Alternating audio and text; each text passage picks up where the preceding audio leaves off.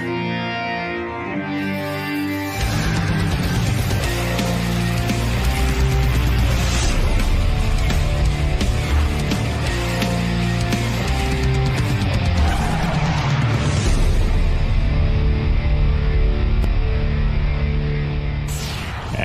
good morning, back live from Los Angeles. Your judge, Howard Stern. Good morning.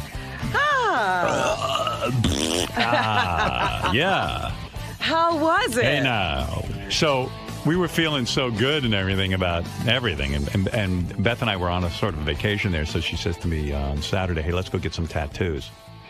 She was feeling like she wanted another one, too, huh? Yeah. Well, we've both been talking about, we love our dog so much, Bianca, that she's 10 now. She's getting old, and she has arthritis. And, you know, we've been very sentimental about her. Did you take her? Or you leave her home? No, we left her home.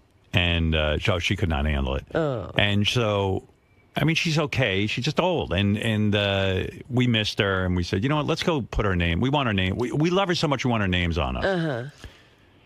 So, all of a sudden, I realized that we're just going to... So she goes, let's go to LA Inc. because that's the one on TV. I go, you know, just because it's on TV... Doesn't mean it's good. Sometimes that could mean it's shitty, right. You know, because who knows? We don't know just because it's on TV. So it dawns on me, we're just going to go to some tattoo place. We don't know anybody. So I quickly got on the line to Mark. I wrote an email to Mark McGrath because he's got tons of tats. Uh-huh. And Bob Harper, the trainer from... from Biggest Loser. Biggest Loser. You're all over this NBC family, aren't you? Yeah. I figure, hey, like everybody's talking to each other? Yeah. I go, hey. So but meanwhile, none of them get back to me right away. So Beth works on some TV show now. It's called, it's on home, what's it called? HGTV? HGTV. Mom Caves? Mom Caves. Mm-hmm. And our co-host, he's not the co-host, he's the contractor who builds the Mom Cave. Okay. He's some real good-looking dude. Of course. They always have a good-looking carpenter. And Beth goes, oh, he's got tons of great tats. Let's get in touch with him. He'll tell us because he got his tats in L.A. So I'm like, what the fuck is going on what's here? going on in Mom Caves, huh? Mom Caves. I better go to a taping of that. Right. Yeah, go there. See what he's doing. You know, I keep hearing about this guy and how good-looking he is. Uh-huh. So... Anyway, so... He had the recommendation? He had the recommendation. Where'd you go? Ronnie, what's the name of the place we went to? Because, you know, another person who has a good tattoo artist is David Arquette. I can't believe you didn't call him. I didn't call him, but then McGrath got back to me, and so did Bob Harper, but it was already too late. We were at the tattoo joint. Yeah. Everybody had a different recommendation. This guy Connor did our tattoos. He owns the place. And we go in. You got to hear this. This is so crazy. This is why Twitter is dangerous. We're in L.A., we're getting tattooed. Ronnie goes over with us. And Ronnie's nuts. Ronnie just sees a picture on the wall. And says, put it on me? He goes, put that one on me.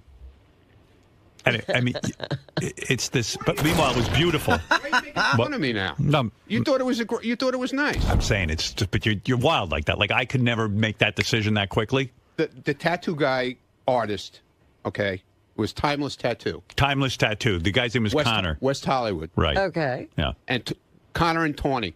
Yeah. The guy who did mine. He had drew this crazy skull. He had drawn. By the way, your grammar is so fucking bad. He had drew. This guy, you know what? By the way, you got to read his Twitter. Do you follow him on Twitter? I have to start following him. I don't know if I do or not. Me? I don't know if I do. What's wrong with he you? Can't spell. I follow you. Not only can he spell, but what was the word Ronnie was Turmoil. using? Turmoil. What did he say? Here, watch this. Look at this. What's wrong? The block party babies are causing major TERM. Then a separate word, oil. Term oil? Term oil here. Oh, my goodness. Did you learn how to spell it? Yeah, TURM. Yeah, TURM. Right. What? And it's one word. It's one word. TURM oil. Yes. Yeah, but it's one word, Ron. All right. What did you think term oil was before you... What I think it was? Yeah. I know what turmoil is. It's like the end of term and oil or No, something? I see his Twitter, and it's term... It's causing trouble is what it's doing. Term oil. Yeah, but why would it be... Shuley was causing turmoil. You talk to him, you could lose all sense of the English language. Let's get back to the tattoo. He's got his own language.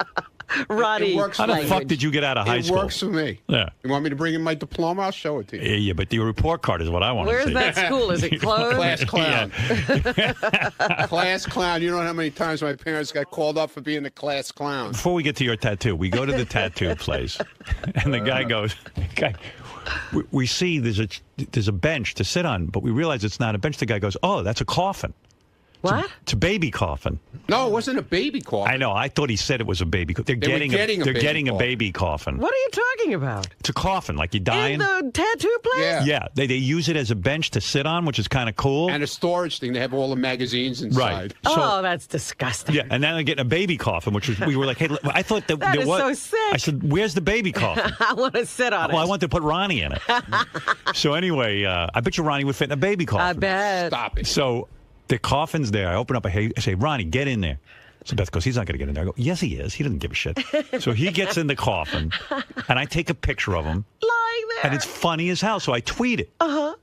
There it is. That's the one. That's Ronnie in the coffin. Oh, that's hysterical. And I wish it was a baby coffin. I want you to be wearing that shirt for real at the end. Yeah.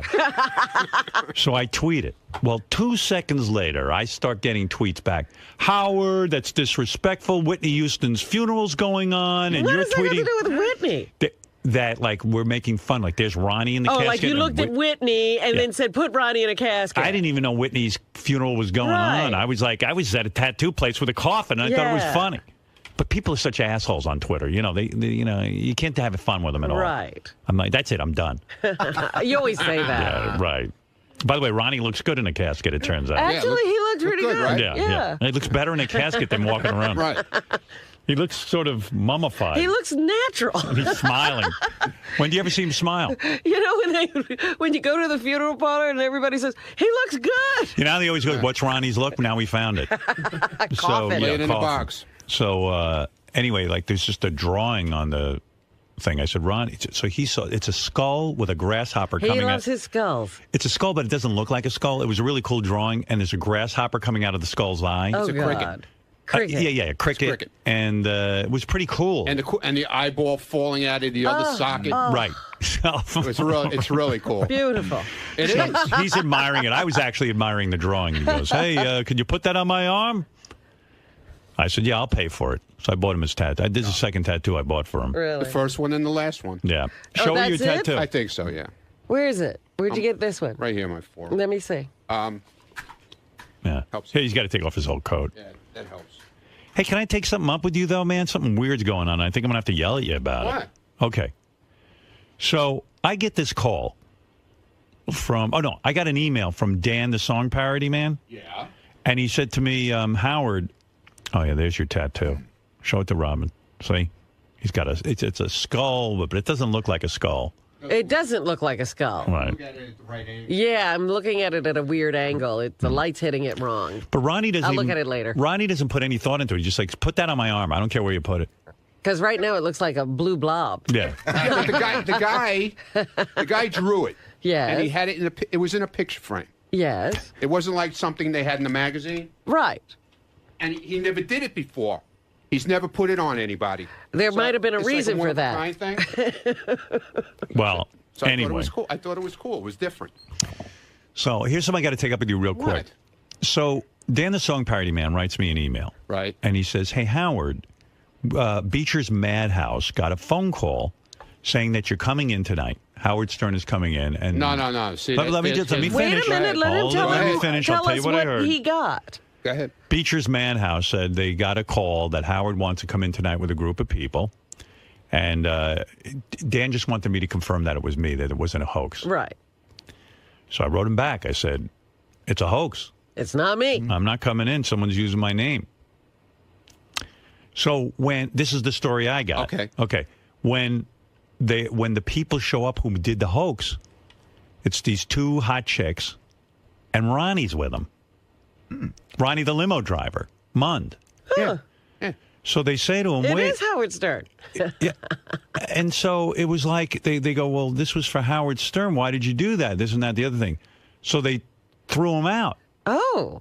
And No, we didn't throw us out. We walked out. you walked out. We walked out. Well, why do you? It wasn't in your name. That was the whole thing. They were contacted. Howard Stern was mentioned. No. Here's what it was. How was Howard Stern mentioned? Dan wrote me an email. Let me tell you what happened. All right, go ahead. Okay? It was this Tiffany Granite from the Playboy Channel. Yeah. Called up. Go ahead. And made a reservation with some guy named Eric Espinoza. Okay. Okay? Saying that she wanted to come in with her friend from the Howard Stern show. Well, there you go. Didn't mention Ronnie at all. Yeah, me. It's me. Ronnie. No, she said me. Yep. Not from you. the Howard Stern show. Right, that she was coming in with me from the Howard Stern show. She shouldn't do that. What? Listen to me. Don't let your friends do that. I didn't they know thought it was the Howard Stern show. I knew when we walked in that's how it was. Yeah, but do me a favor because you're doing good. I don't want you to fuck this up. No, I'm not. Tell your little friends. Why do you have so many friends? He's busy. This guy doesn't go to bed till 3 in the morning. Friends. He is L.A. That was the one going to get you into trouble. Saturday night was the only night I went out because that was it. We were done and everything was finished and we went out. But then you go on Twitter. You're bashing Beecher's Madhouse because they treated us like garbage. But Ronnie, because the person you didn't make the call, they called up and said they're coming in from the Howard Stern show. I didn't even know about the call. The owner flew back because he heard I was coming in. You caused them a lot of trouble. I didn't cause anything. You got to tell your friends not to say the name Howard Stern and your friend should not be the same. Understood, but I didn't know anything. So what are you trashing the guy for? What did he do wrong? Because they treated us like shit. Yeah, because they were pissed. All they had to do was say, "Hey, listen, you know." They made the reservation under false pretense. I didn't know that. Ain't cool. I didn't know that. And I know it because Dan wrote me beforehand. Yeah. I read the note. Does Ronnie realize that the doorman that he yelled at was actually Beecher? Yeah, that was Beecher. And he was pissed. He flew all the way back from, I don't know where he was. He was on business somewhere. From Vegas.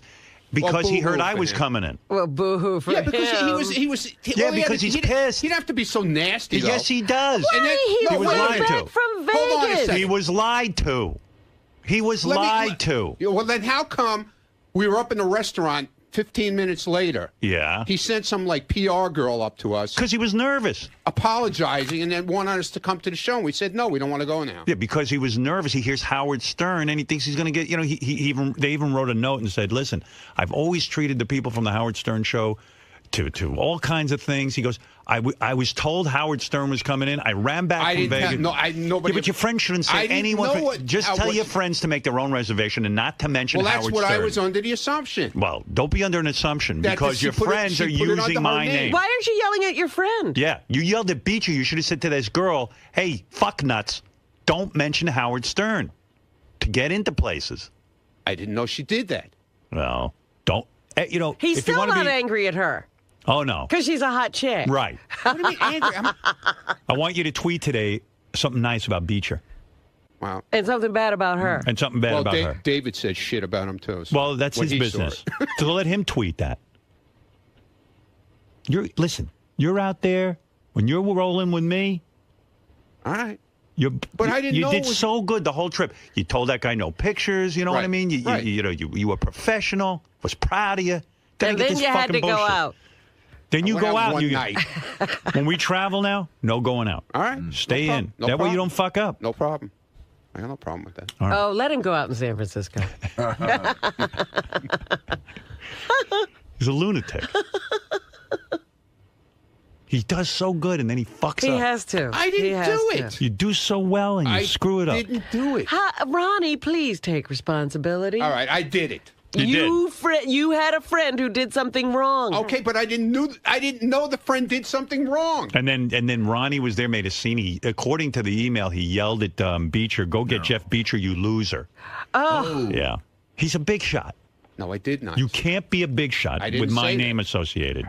Just remember that. It's going to blow everything. All right. Not going to be able to take you with me. All right. You know. You understand. All right. You want to be like the bodyguard from that Whitney Houston movie, or you want to be? All right. All right. Melrose, you're on the air. Oh, Howard, thank you for the amazing time. I had the most fun of my life. Was Melrose there with signs? Yeah, he fit right in. This was the one place Melrose looked normal. No signs. He had no. Yeah, signs. No, I saw a sign. I saw him with a sign outside. But not inside. They probably took it up, Ronnie. I didn't want you to yell at me, Ronnie. They probably took it away from yell him. at you. Why do they take away signs? That's kind of fun that you have signs. Well, I didn't there were want people with signs up in the balcony. I saw people with signs. Yeah. Now you tell me. Did you hear me saying hello to you, Ronnie? Yeah, I heard you, dude. But I can't come over and walk over and say hello to you. He was like a sentry. He wouldn't even speak, huh? No, he did well. That's what I'm saying. Oh, Then he goes out with his fantastic. little friends from the Playboy channel, and he fucks everything up. And he's yelling at Beecher, and he's tweeting. Beecher's a fucking... Well, why didn't Beecher just say something to me like, hey, you're not here Because with he was Howard. pissed off. He was told... But I didn't do anything He to was him scammed. until he started acting like an ass. He was scammed. And you should tell your friends, you should call them and say, hey, you fuckers, don't use Howard's name. I will, now from the that I know. Howard Stern Now that show. I know. I mean, what is that? I'm telling you, he'll be so nice to that girl. She'll never know she did anything Oh, wrong. baloney. She'll never know Howard. she did anything wrong. Because she's got big tits. Oh, she does have big tits. Yeah, Melrose? You were brilliant as a judge. Brilliant. A lot of fun, a lot of fun. The chemistry was unbelievable. Yeah, it was good. You know what? I'm so glad I decided to do this job. I really am. It was good. Can I just say one Did thing you have a about- good time, Ronnie, or was it like kind of work for you? It was all work, but you know what? Everybody's so nice there that you don't feel like you're really, working that hard. Right. It made work a pleasure? It runs like a machine. It's great. They It got really that is. thing down to a science. I mean, you got to move awesome. in and out these acts, and some of them have huge setups. Uh-huh.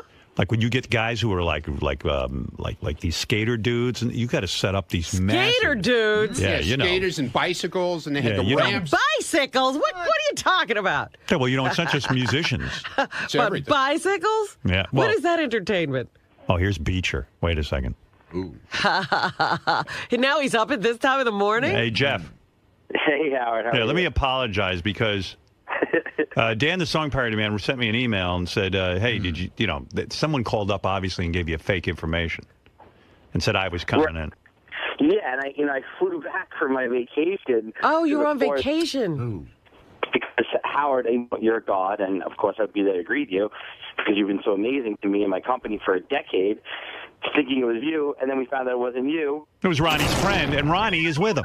Wait a second. Yeah. Yeah. Let me go over this with him. Do you have a guy named Eric Espinoza working for you, Espinosa or I know we something? can go through 10 names. The bottom line is the girl that was with you. Tiffany, claimed wait, it was Howard Tiffany, coming. can I Tiffany talk said for it a was second? Howard. Well, let's Can I- hear what Jeff has to say. Yeah, we but heard can your I- He thing. has to get her another mention. Yeah, right. You don't mention her. Do me a favor. All right. All right. What is it, Jeff, you were saying?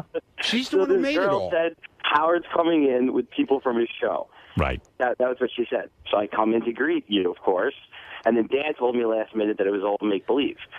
So at that point, I just wanted to face the person that would put this whole Hold on lie a second. together. Did you hear what he said? Your little friend there Well, I calls didn't up and says know that, Howard's okay? coming in because she wants VIP Am I treatment. supposed to know that? I didn't know that. Know your friends. No, who are you hanging with? Big shot. So Should see him walking around there. Yeah. so Stop then, it. I just wanted You walk around like you're 2 feet Who tall. was I walking around with? What? Who was I walking around with? I don't know. I see you The walking whole around. time I was with you. Who was I walking You're around walking around with me. I was walking around. I hung out most nights with Don and Tony. Right. Yeah, you're all having a party. Well, I'm working. Go No, it ahead. was after work. So it was with these two middle-aged ladies, and they were like drunk, belligerent, obnoxious, screaming, "You don't know who we are. We're going to bury you on the radio. Tell them, Ronnie. Tell them, Ronnie." Ronnie's like, "Yeah, we're going to bury you." And they starts calling me a penguin. Oh, wow. I didn't call you Ronnie, a penguin. She Ronnie. called you a penguin. Wow, Ronnie. But I know you said you're going to bury him on the radio. You got to No, stop I did it. not say. Yeah, I heard about She this. said she would bury him on the radio. You didn't say I that? said Twitter. Oh, you No, said You got to didn't- bury him on Twitter. Yeah. Wow. Then how come he then, said? But do you so see Howard why had he's like pissed? 10 Yeah, but why didn't he just say to me, "Hey, listen, dude, I thought Howard was I'll coming. get to that. I'll get to why I did say that. You treated me like I was some kind of piece All right, of shit. Beecher, go ahead Just on. talk to me normal and say, "Hey, You listen, don't we thought understand, Howard right? was coming." This radio show, Howard's show, literally made my career for 10 years. All right, but Jeff, go ahead with what happened the rest of the night. I would do anything for anyone on the show. These girls were so obnoxious. Of course. And the way they lied and they made a reservation name and they wouldn't even own up to it when I was like, guys, listen, you busted. It's not happening. Then they started screaming and attacking me. And then they started screaming, go get Jeff Beecher. So at that point, I was like, all right, this is a wrap. These guys are crazy and they're all drunk. I'm just going to get the fuck out of here. Were you That guys was drinking? I had one drink before we went. Oh, okay. That was it. All right. All right, Jeff, thank you for that explanation. That's why the guy was pissed. He came back from vacation from Yeah, me. you're still not even making an allowance for that. The guy flew back from his vacation. But you were on vacation, Ronnie. Let me put yourself in Jeff Beecher's shoes. Why did he say that to me? He just looked at me like it was because he was scammed. He doesn't know what you're up to. And he was scammed. How's he supposed to know? He said to me, didn't he just say this girl called and made the reservation? I didn't know. Well, how does he know you didn't know, and you don't know what she did? Right, exactly. I didn't know.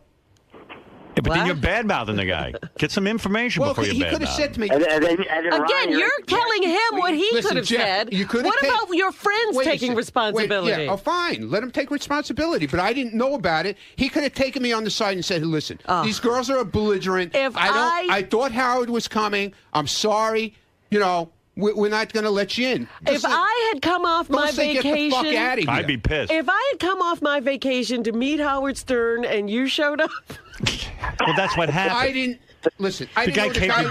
know the guy was on vacation. Ronnie, you're in Vegas. You're in Vegas. You get word that Howard Stern's coming into your establishment, and you leave your vacation to take care of him, and then you find out Ronnie the limo driver's little friends have, Well, I didn't know that. Yeah. That's what I'm telling you. You keep blaming it on me. I didn't know. Well, you gotta say something to your friends now. You gotta go back and say, don't let other people make reservations for you. Say, don't use my boss's name because I didn't know. Basically, I know you, Howard. I don't know her. She told me she put it under her name. Well, was that the case, Jeff? Not even close. Right. Well, that's what I'll accept it. That's what I was told. Okay. Where is your apology? Where's your Twitter apology? Go back now and compose. I can't tweet during the show. I'll do it later. I'm giving you special permission. I'll do it later. All right. All right, Beecher. Later. I'm going back to sleep. Good night. Bye. Bye. You're bad-mouthing the guy in his place. You're terrible. Okay, You're out of control. Why couldn't the guy talk to me normal? Because he was pissed. That's not my fault. I didn't know. No, but your friends are putting you in that position. That's the point. You never get it. I got it. I do. No, I got it. No, because you keep saying this guy should have been reasonable. Well, he could have talked to me like a human. Something unreasonable happened to him. Talk to you like a human. Oh, Robin, come on now. He could have talked to me like a human being. Oh, stop it. Tell me, get the fuck out of here. If I had paid money to come home and you were standing there. I didn't know that. Well, he didn't know it either. Well, I didn't know it either. So why am I being the one? He didn't tweet anything bad about you. You could at least understand instead of screaming that he could have done something different. Oh, boy. Here we go. Here we go. It's always this way with Ronnie. Yeah, always this way with Ronnie. You're always there with the... What happened with the new Robin? What, she go out the fucking window now? No, I'm not emasculating you. I'm trying to talk to you. The new Robin. Where is the new Robin? There's no goddamn new Robin, believe me. Right. That's bullshit. You're damn right there's not. All right, I tell you what. I'm going to take a break. Look, I did another one of those seminars. I think guys are awesome. Yeah, right. You're awesome. Yeah, when you're sane. Right. Yeah. Anyway, when we get back, I'll get to the phones. We'll talk to some folks. I'm the asshole. You now go tweet. You're talking. Yeah, I'm not tweeting till after the show. Right. But it was fun, wasn't it? I have no idea. All right. Yeah, it was great. I'm looking forward to the next trip. All right, thank you. Please don't go out with any of your girlfriends. Right. No, I don't know anybody in San Francisco. Ah, okay? Good. Goodbye. He doesn't know anyone in San Francisco, thank God. He can't get into trouble. Right. Oh, he'll get into trouble. Oh, you know there's some strip club he knows in San Francisco that he can find somebody to get him into trouble. Yeah, after I got my tattoo, I was like Beth goes, oh, let's tweet pictures of our tattoos. I go, you know what? I'd prefer not to because I feel good about my tattoo. And I don't need about a million assholes writing me back saying, oh, you fucking asshole. You fucking tattoo. What kind of fucking tattoo is that? That's bullshit. Fuck you. Fuck this. I'm not sharing. But then you did. No, she tweeted hers. I didn't tweet mine. I thought there were pictures of both of you getting tattoos. But I didn't want to show mine. Okay. It's bullshit. You didn't show the finished product. No. I came this close to getting an America's Got Talent tattoo. That's how happy I was. Wow. Now, where did you put the tattoo? On my wrist. Let me see. Oh, how cute. No, it's just cute. I'm cute. Everything about me is cute, Robin. Ron, you've probably been told since you were a young lad, you got to watch who you associate yourself with. You got to stop it. You're talking like pick your friends, but you can't like a pick total your friends' moron nose. now. I mean, I'm sure you've heard this type of advice since you were young. Talk like a normal person, or don't talk to me, because you're talking like an idiot now. Oh, this is what Jeff from Beecher's Madhouse got. The same type of I didn't talk to a person. I didn't talk to him. How did he speak to you? Give me an example of the types of things he said. We're going to take a break. I'll see you later. Ron, can I finish? You're finished. If you're going to ask dumb questions like that, you're finished. No, I'm just saying, probably since a young age. Here we go again. You were taught, be careful about who you associate yourself with. And then especially, you didn't let me finish. Dude, these are girls. They were fine. They had a couple of drinks in them, okay? I didn't know they made the reservation mentioning Howard, okay? Let's get that straight for the 97th time, okay? Okay. The reservation was under the name Tiffany Granite, as far as I knew, okay? In the aftermath of this incident, what did you say to Tiffany? With the way I was treated? I didn't say anything to her. I was treated like shit. I'm a human person. You could have fucking said something to me like, take me on the side and say, listen, we thought Howard was coming. Tiffany made this reservation under her name, but must have said that he was coming. I had no idea about that. Okay? And I didn't know it was Jeff Beecher, because I don't know Jeff Beecher from a hole in the wall that I was talking to. And to be told to get the fuck out of here, that it's not fucking happening like that, well, then you're going to get talked to the same way you talk to me. I don't need all of it. But as far as Tiffany sort of put you in a precarious position, I mean, that's not fair on her part. Dude, I didn't know this until we... I know, but in retrospect, now that you all look right, back so at now it, I know, okay? So what is that? What Well, I'll talk to her later about it, okay? I'll discuss it with her, not you. It's amazing what we'll do for a pretty face. Right. Give me a break. Wait, used to be.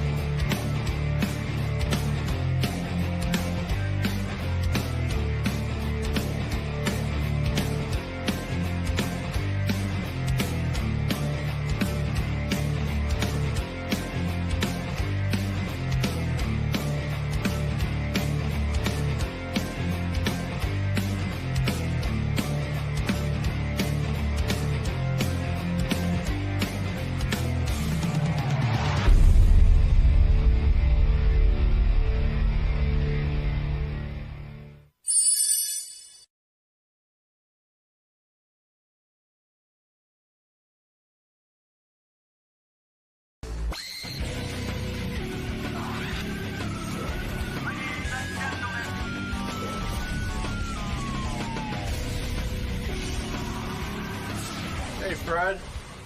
How you doing? How you doing? Good. I really don't want to be firm because I have a bone to pick with Scott Kirstein. He's been like a prick to me lately. So unless if I sign a release, I really don't want to be on camera. Why not?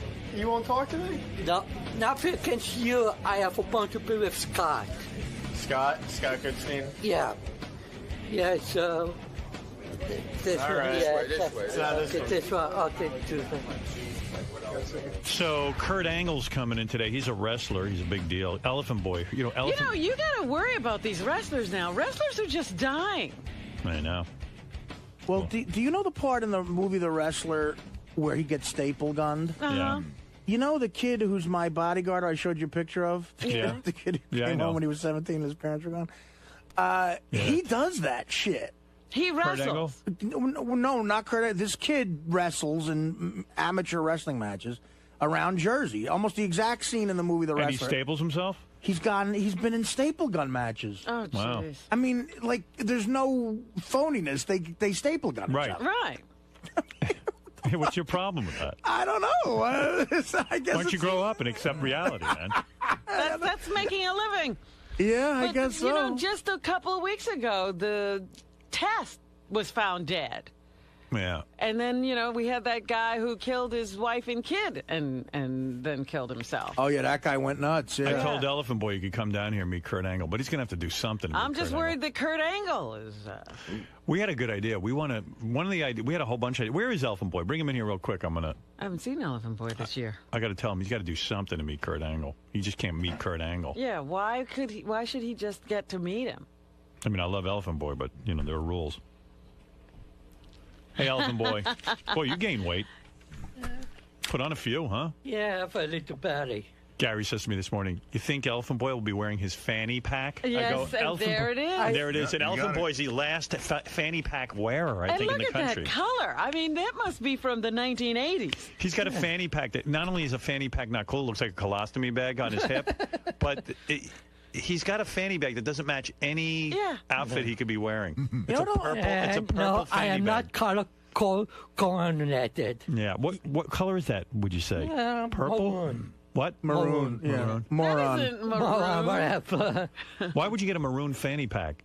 Yeah, it was on set. That's why I say have enough pockets for me and I don't lose stuff. Why don't you get like a knapsack or a cool thing like a bag like I got? I have a knapsack I usually take to walk with me, but this is like with my small stuff. Yeah, what do you got? What do you got? What is so important that you got in your fanny pack? I got my radio, my cell phone, my cards. Credit cards. Yeah, but can I ask you something? Yeah. Why not? You see, like I got like a case, like I carry around a bag. Yeah. Because like that fanny, I'm just saying that fanny pack attached to your belt. Well, maybe next time instead of I take my knapsack, I do have one. No, because that's a lot cooler. I'm just. But he's always wearing that fanny pack. Yeah. Elephant Boy has always reminded me of a celebrity, and it just fucking hit me who he reminds me of. I'll tell you exactly who you're thinking of. Okay, go ahead. I got to think of the guy's name. I know he's been in a couple of movies. He's been a guest. He's been a guest. And I can't. He's blonde hair. Not the guy I'm thinking of. I'm thinking of a musician. I'm thinking of an actor. I'm thinking of an actor too. Okay, I'm thinking of a musician. See if you're with me here. He looks like if Ron Wood sustained a bad head injury. Oh. He looks like he got Ronnie Wood's nose. He looks like Ronnie Wood. Who are you thinking, Fred? I'm thinking of David Arquette. See, I'm not thinking of David Arquette. I'm thinking of I can't think of the fucker's name though. What?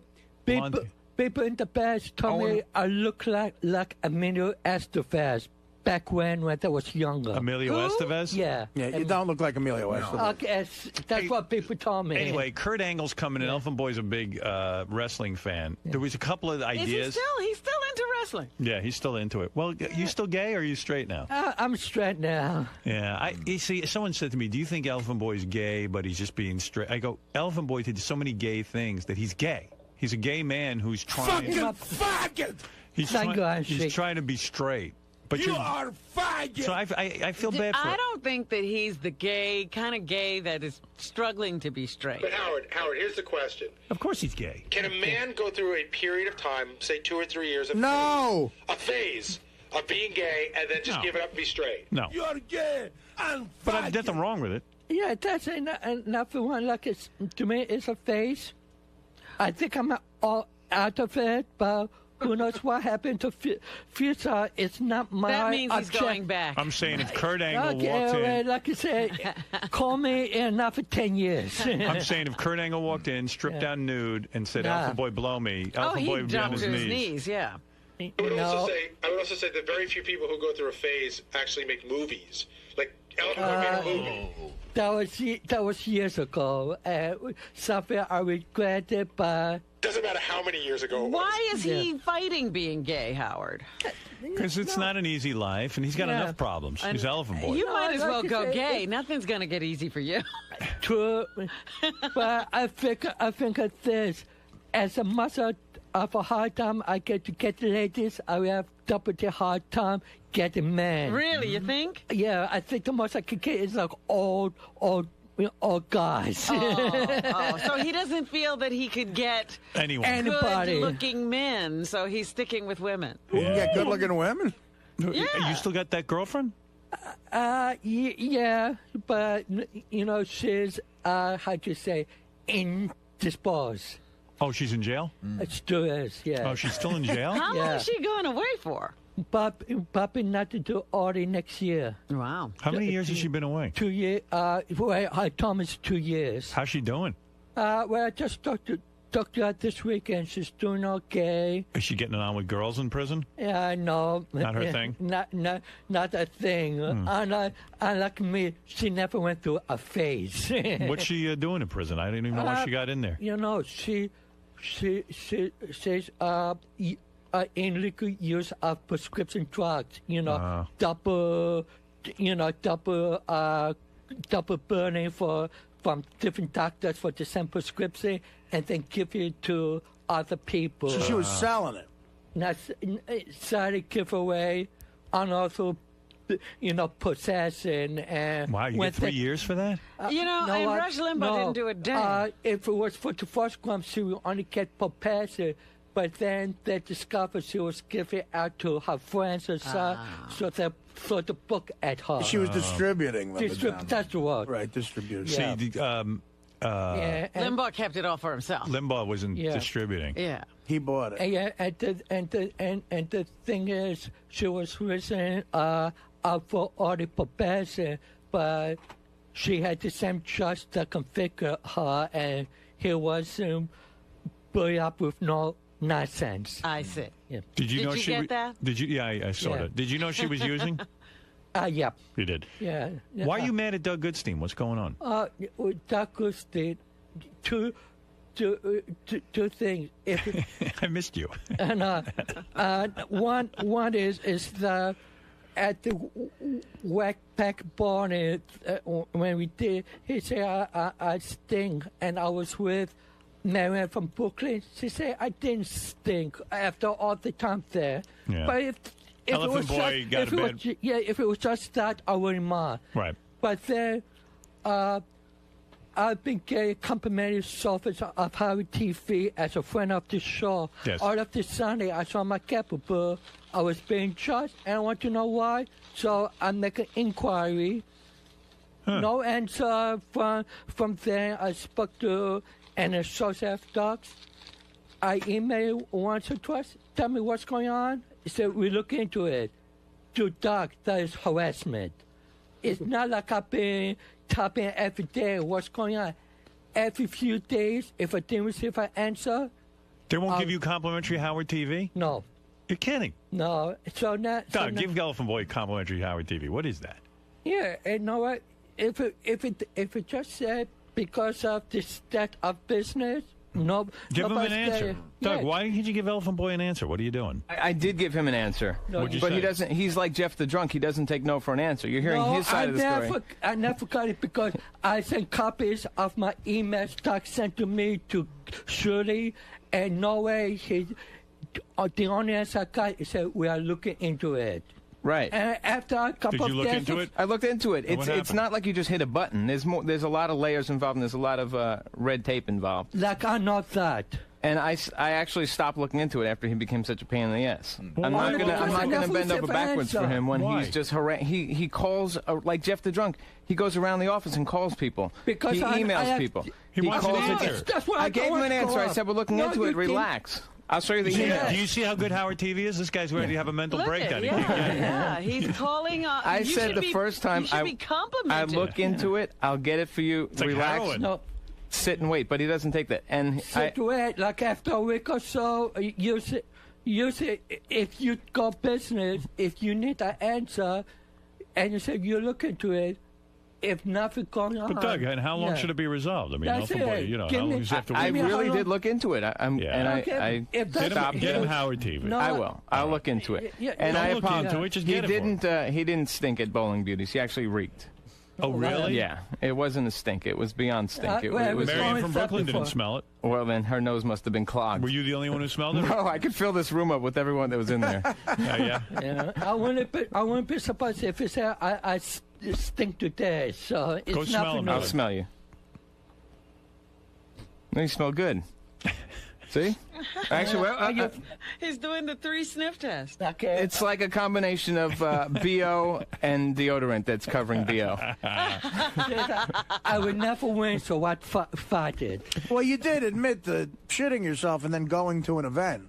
I admit to that. Yeah, that's pretty gross. Okay, but that's Elephant not... Boy, I'll never understand, because you seem like, aside from your elephant affliction voice, you seem like a pretty normal guy, and then you should go to an appearance with Gary, and you got shit running down your legs, and like that took me by surprise. Like that was not in character. That took you by surprise. I got to tell you what else took me by surprise. I was put in a situation on my own side. No, when in fact, I should just went away. Yeah, when you shit your pants, you go home. Something. It says something when you just keep going. Yeah, but I have bad judgment. At seconds, I said. Least. No, you really do, because you're not retarded or anything. People don't know that. I do make mistakes. You do. Well, you're not in jail, at least. Yeah. It says you're grotesque, is what it says. Yeah, I mean, he shit his pants on the subway, and then he went to Gary's appearance and shit down. He had shorts on, and was like, there was shit running down his legs. Like if I was going to my friend's wedding and I was best man at the wedding, I would have to turn around. I'd make some calls. Go, look, I shit myself, and I got to go home first. You continue to go to a Gary appearance. A public appearance. And, you know what? We should say it was Howard. It was outdoors at a car dealership. Like, he wasn't missing a lot. Right. And then you wipe.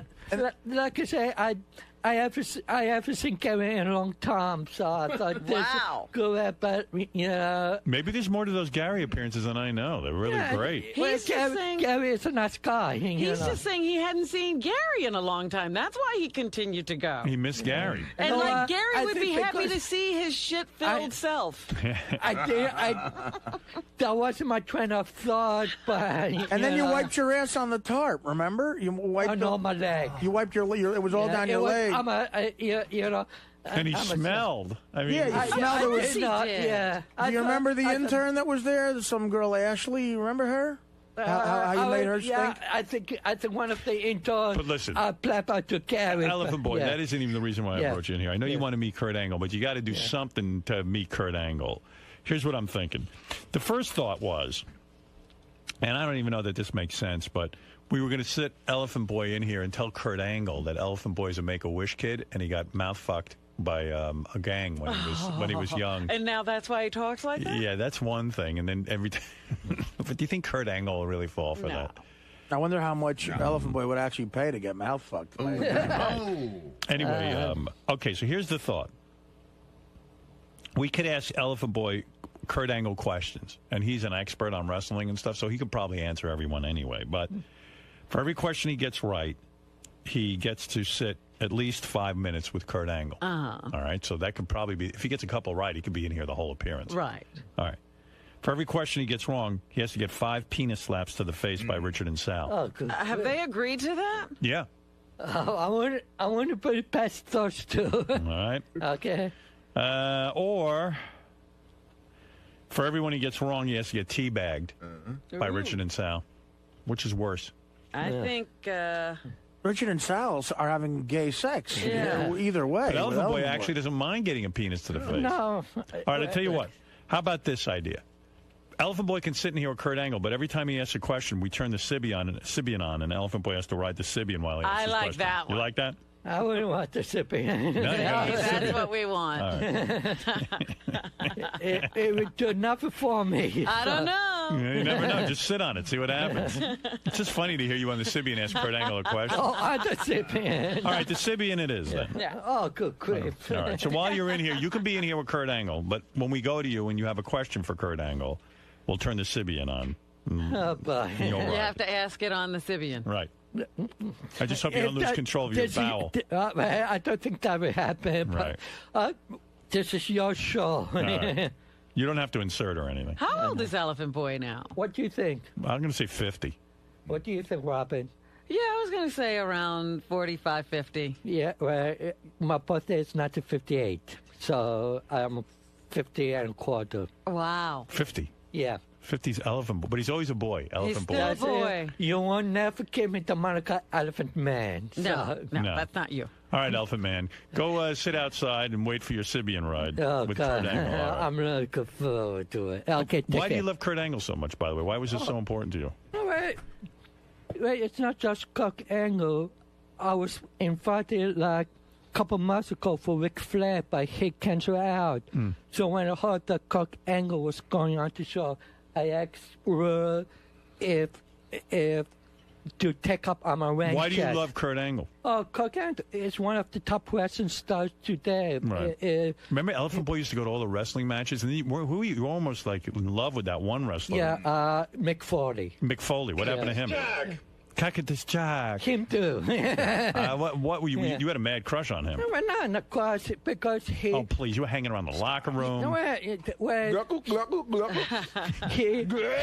He was making business in the New York area, and I know from his reputation of being extreme, hardcore, that whenever you see him, hardcore. It's fake, right? You don't wrestle. Oh yeah, fake. it's good. It is. I'm not giving enough of the business, but whether it's fake or real.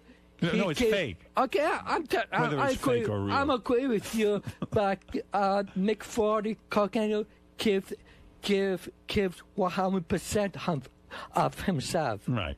Yeah, that's why I just like with a good actor, if you give me a good performance, I would be a fan of yours. What is the most attractive? Who is the most attractive wrestler of all time? The most handsome. Who is the most handsome? As a guy who's dabbled in cock and balls. No, I never look at wrestlers bullshit. Because they would beat me up. Who's Who's the prettiest wrestler of all time? The sexiest, the one that you fantasize about. I don't fantasize. You're lying. I don't. Yes, you are. There's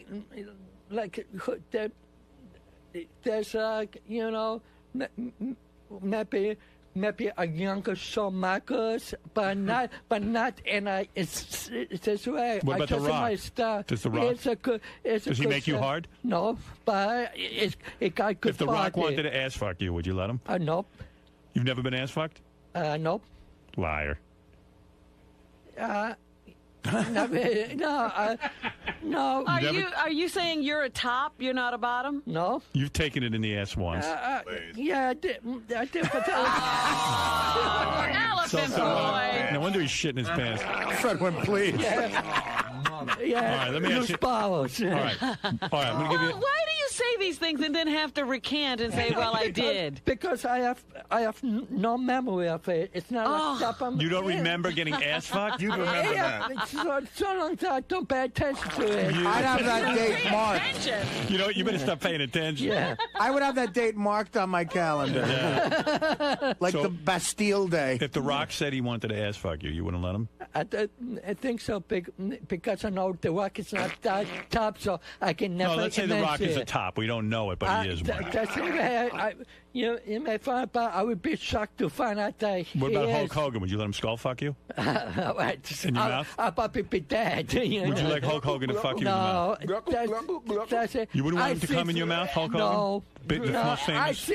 I've seen them, and I don't see them. He's in lying, that way. by the way. I know. He won't not admit. lying. Let me ask you something. Because what do you prefer? Do you prefer oral to anal? What's your thing when you're with a man? I like all. You like it all, huh? No, all. No, oral. You like blowing dudes? And gay it. Yeah, he's gay. Okay, whatever. Whatever. I mean, what are you doing? I'm not disagreeing with you. Why fight it, right, Elephant Boy? Why fight it? You've been fucked in the ass. You like blowing guys and getting blown by Who's the guy who guys. fucked you? Like, how did that work out? Was that one of those guys you found through an ad? I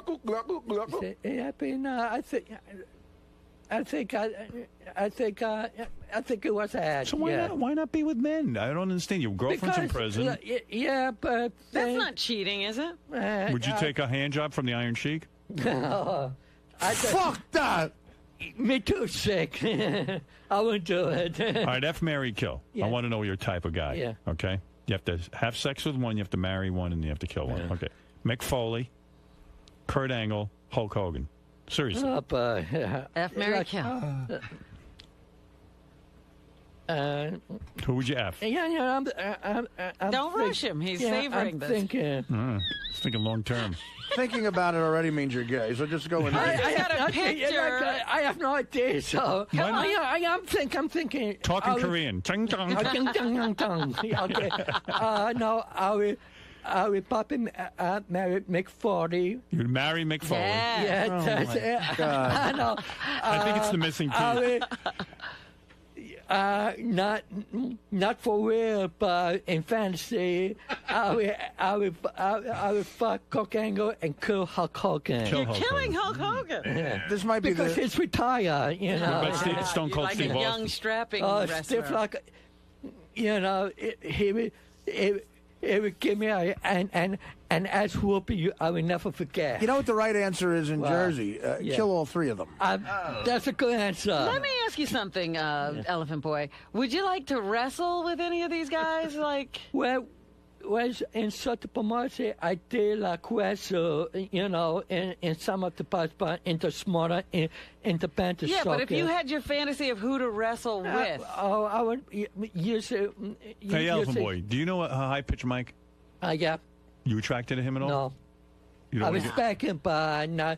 You know, it's a nice guy, but that's he likes it. Wrestlers, Howard. Yeah, you like big. I like nice people. If you're nice so people, why won't you go out with a high pitched friend. mic if I set you up? Because I'm being wasting his time. Oh, really? You're wasting his time? Yeah. Why don't you get it on with guys? You're lonely. Why don't you? Yeah, but you know, I think things will be better. But next year. When's the last time you had sex? Yes, you know, like I said, she was at the beginning of last year. So that was 2008, probably 2007. Why would you be wasting high-pitched Mike's time? You know, because there's so many better fellas for him to find happiness with. You're just going to be a quick bang in the night. Yeah. Why don't you call a former Met Art Shamsky? Why don't you do a little one-nighter with high-pitched Mike? You two have some fun. Lick each other's asses. Lick some balls. Mike could blow you. Mike will blow you. Sure. Oh, you don't know what Mike is into. I say no. You want Mike to blow you? No, I wouldn't. You know, wanted. You know. You don't want a blowjob? I'm a profit person. You know, in regards to what you talk about, I like to keep it off. You know, off the air. You know. What's he saying, Robin? If you talk to him about this in the hall, it'd be different.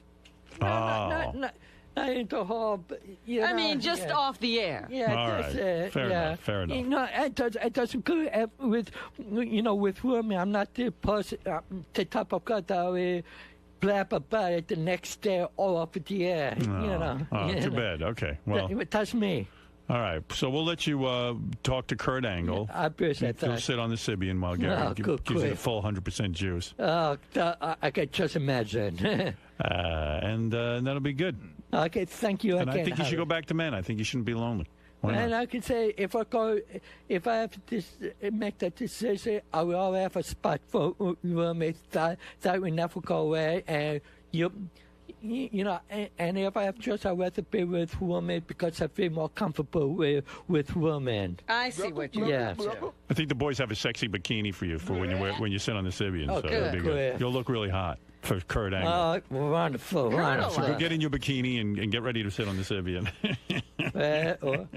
We find a lot of people do gay shit to meet wrestlers, don't we? I know what Double A did when. It's not people who do gay things. It's men who do gay things. Right, exactly. Yeah, there's no wicked woman in wrestling. What's the perfect penis size? So you've taken it in the ass. What's perfect penis size? I have no idea. What do you like? A big, small? Regular size. Oh, you like a big, thick dick. Yeah, I mean, when you're admiring one, you want it to be big and thick and Don't veiny. you want when your asshole to be full, like totally filled? Show him a picture of that guy we had in here, the mold of that dude. That's what you want. Do your eyes light up when you see? Is longer and thicker more exciting? No, come on. I don't think that way. What's the perfect size? Oh, would he strap that fake cock onto his face for us? Yeah, sure. Would you do that? When he's asking Kurt Angle a question? Yeah. Get him in a sexy bikini and give him the Kurt Angle penis. I mean, not that Kurt Angle. Whatever that guy's name was who was in here. Would you do? We got a big cock. You just got to duct tape it to your face.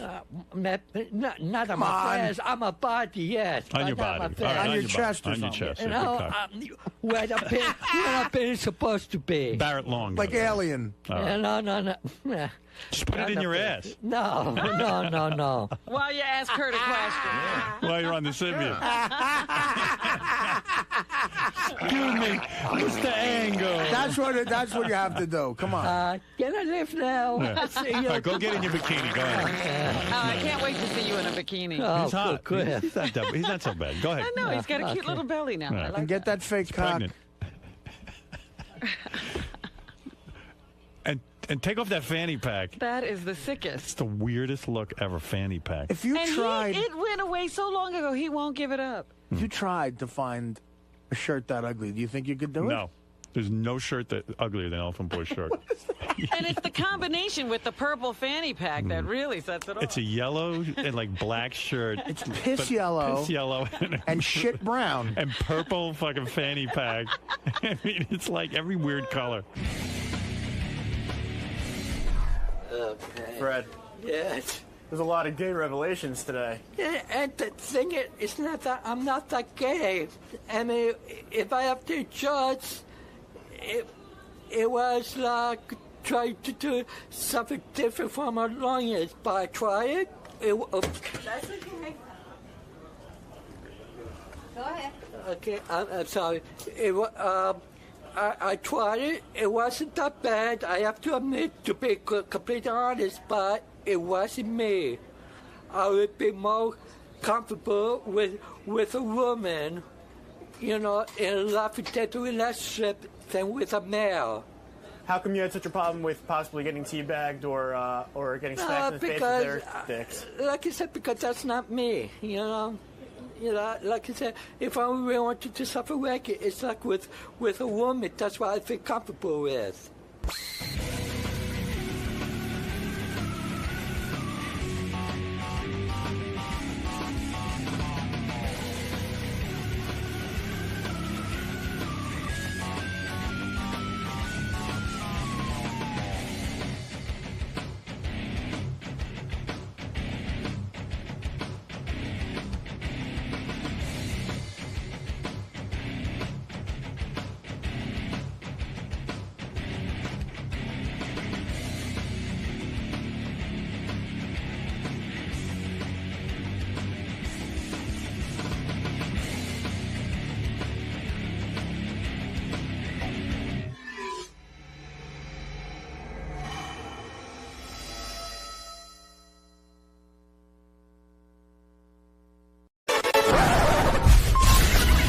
This is a Howard TV original production.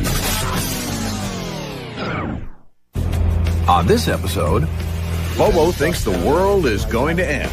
Does he have a plan? Oh, I found it. And is he man enough to survive? In case a dirty bomb goes down, I light the match and I see which way the wind's blowing. See, Bobo's not so stupid. What's your problem? Testing 1, 2. Baba Boo. Yeah. Hey-oh, yeah.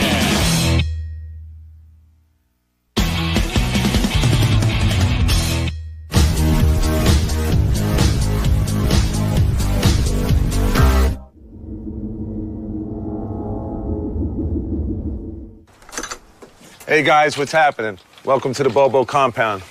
I'm preparing for the end of days.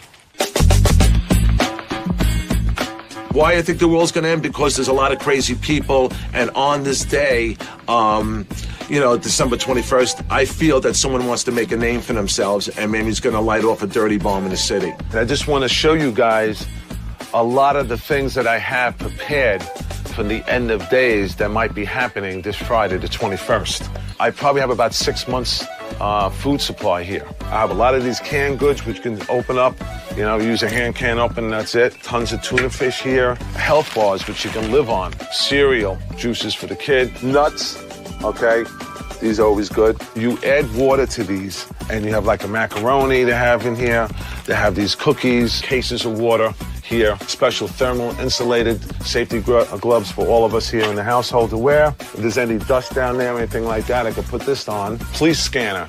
So if anything emergency, police give reports or what's going on that I need to know, I get it right from the patrol cars. I figure we got 6 months of food. After that, it's lights out. There's nothing else we can get, you know what I mean? For goodness sake, or the elements aren't going to have their way with him. I mean, it's ludicrous. I got all my rations. Now I had to find a place to hide it. I was running out of time. I mean, we actually find 2 missile silos that are not active anymore. The most convenient location that I'm looking at right now is the Lindenhurst and North Amityville abandoned military. I understand that from folks that told me about it. I haven't been there yet, but there is silos in those areas. My thing was going to be that on that day, I was going to have my family in down one of these silos. I'm excited right now. We're going to go to the Amityville location because the Amityville is the closest, and that's what you want. You want quick response. You got to get there quick, in and out. So that's where we're going to go right now. Going to take a little ride and on our way to the first location, and then we'll be going to Oyster Bay. Bobo was a little nervous. He was anxious and hoping that he could find what he needed for his family. I don't know what's going to happen right now. This is like, my anxiety is like through the roof right now because I don't know what I'm going to be expecting. I don't know if we're going to find any guard dogs. They're going to tear fucking my balls apart. I have no fucking idea. This is the complex. Look, barbed wire fences. Bobo's got to get in here. We got to get in here. This is it. Whoa, this is huge. Once we got inside, we saw that there was basically a construction site. As you can see now, this is being dismantled, which is really breaking my strategy right now. Bobo was a little too late coming here. It makes me upset now. Nah, this is not gonna work. Then our next journey was, we went up to the North Shore, Oyster Bay area. The only thing I'm concerned about now, it is farther location than the last previous one that we went to. As far as time, it may take about 30 minutes to get here.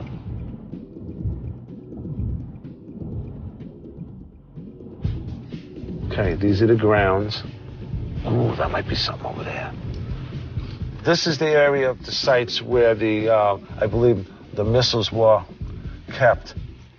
And this is location number 2. Well, the second location was interesting because this time it was actually a parking lot, but it had a silo under it. So, which we may not have ever found if it wasn't for the people we saw standing there when we pulled into the lot. I saw you hanging out here, and I was just wondering if you can give me some information on, the abandoned missile silos here. The steel plates are where the launches were. Really? Okay, and underneath all that debris and brush and all of that is the hatches. Are where the storage facilities were. Now, is there any hatches I can look at? No, you couldn't get into anything at all. No, they have no vent caps. There are some steel vent caps that you can see on the middle and the end one. Yeah. This has all been covered up. One. Would I be able to look at that vent caps? Yeah, you can. Oh, cool. Take a look. Very good. Oh, I found it. I found it. I knew it. This is fucking great. I'll be able to come down here. See? Get a shot of that. Let's put it. Watch this. Watch this. Listen to the echo. You hear that echo? That's the tube. That's the tube. Oh, my God. I found access. He investigated a little more and realized that there was no ladder or steps to get down. And that really upset him. That took the whole wind out of his sails. The only thing sad is, how am I going to fucking get down here? I can't bring my 6-year-old, my wife, and expect them to go down this thing. But if it would have been a ladder, yeah, we could have did that. I could have put my kid to my back. He would have held on. I would have strapped him on, and I would have walked down here. Sure. Here's the end of the world, and now I have no place to put my family. So yeah, I was quite upset about that. This would have been great if Bob would have come down. Ow! Fuck! Right on my fucking foot. All right. I went back home with no real plan, And so my wife asked me, well, what's the plan? I go, Bobo has no plan. Folks, hasta vista, whatever they call it, son of manadas. I don't know what's going to happen, okay, when the shit hits the fan. Good luck to all of you and super fans. This might be the last time you might see Bobo alive again, okay? So, but it was a great ride. Howard, thank you so much for the great ride. Many, many years of great radio. And hopefully, maybe this will continue, and we'll see each other on January 2nd. I don't know, but this is it, man. Bobo out.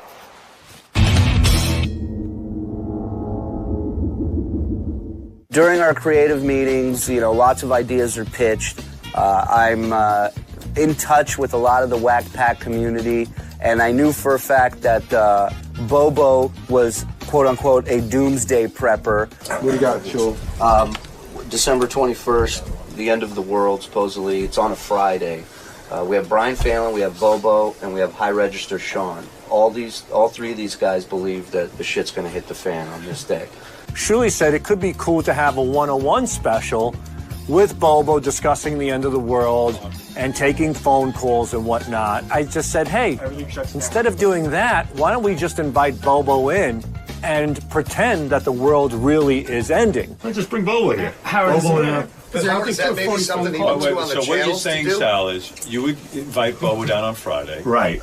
And say, look, we want to record a special and talk about the end of the world and this and that, because we really don't think it's going to happen, obviously. Right. And so he's sitting there and talking with you, and all of a sudden you and Richard are in there, and Everything shuts down, but the mics are still going. So you get his reaction. Holy shit! But what else happens? Like what else after the power gets? Yeah, if we can rattle, you can just play that Foghorn. You're like, I wasn't really surprised to pull this prank off on Bobo. I mean, I think just a few days before, I painted his face with my dick. I shaved pubic hair off my ball sack and I put it on his face. So pulling this off, it really was, it was a lot easier than I thought it would be. As a matter of fact, I called Bobo in advance and I let him know that, hey, we need you to come down to do something, the Whack Pack playlist. I said, Sal, I'm not fucking coming up there December 21st. He goes, no, you got it, man. I said, Sal, I'm not coming up there. I said, it's the last day, Sal. He goes, what are you talking about? He goes, don't be stupid. I knew he was putty in my hands. I knew it was going to be a piece of cake. He goes, come on, we'll just do it. Howard really wants you to do it. So I'm, hey, Howard's name, I fucking jumped. We just thought it'd be funny to see Bobo during the actual end of the world. Like, would Bobo be brave? Would Bobo panic? What would Bobo say? So we created the end of the world for Bobo. I helped get this thing going and get it organized and get the plan in motion with Sal and DePace and Mike Schiff. Doug came to me and he said that the guys had been working on this prank that they wanted to do on Bobo. I wasn't part of the creative meetings or anything, so I just came in afterwards, and then I started bouncing around emails between Sal and Doug and all these guys, and that's pretty much how it all started. So the guys came to me and said they were going to pull this prank on Bobo, and we had to get prepared, and we started talking about all ways that we could fool him with, you know, putting subwoofers in the floor and night vision cameras. So they filled me in on a couple of pranks that they wanted to pull off for this thing. One was to have this emergency broadcast notice to go on while he was in the studio. Another was to have the room to shake. Then the third thing was to have a couple of things rattle around the room, some boxes falling down. So we just worked really hard that morning and just try to put all this stuff together to make it as convincing as possible. All right, so I'm just going to crank on every camera. I'm a true professional. They said they need stuff in it.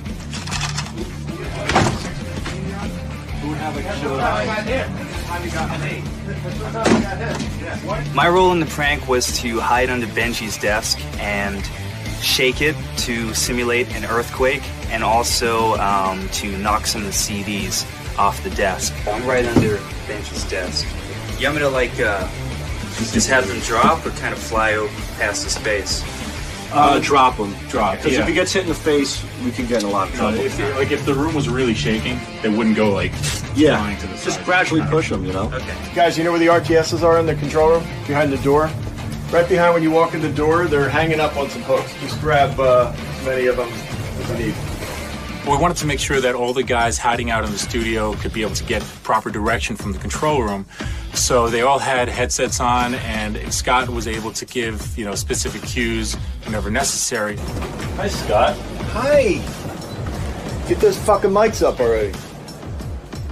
The guys created a fake EAS alert, and we had this, basically a fake news story. So we had to figure out how to get it into the studio without anybody here in Howard's room hitting the board. We were hiding speakers around the studio, so it sounded kind of like this booming alarm coming in. You bang on the door, say, guys, we can't get in. There's a bomb in the building. We got to get out, and then let just Bobo struggle for it for a long time. Then hit the thing and let him just pull back, and run out. The emergency broadcast signal is going to go on, and then just bouncing can just go on, just on and off throughout the rest of this. And then that's it, and then just cover it, right? Yeah. We did a couple of rehearsals just to make sure everything would flow smoothly once Bobo was actually in the studio. Here we go. Song number 1, Hi, My Name Is by Eminem. Guy likes to say hi, likes to rap. It's my kind of guy. Right. Let's go. What the hell is that? Song number 2. What's with the shaking, guys? What's going on, man? Scott. Attention. Hey, you guys hear this? This is an emergency announcement issued by Homeland Security. 1, 2, 3. Let's get out of here. Go!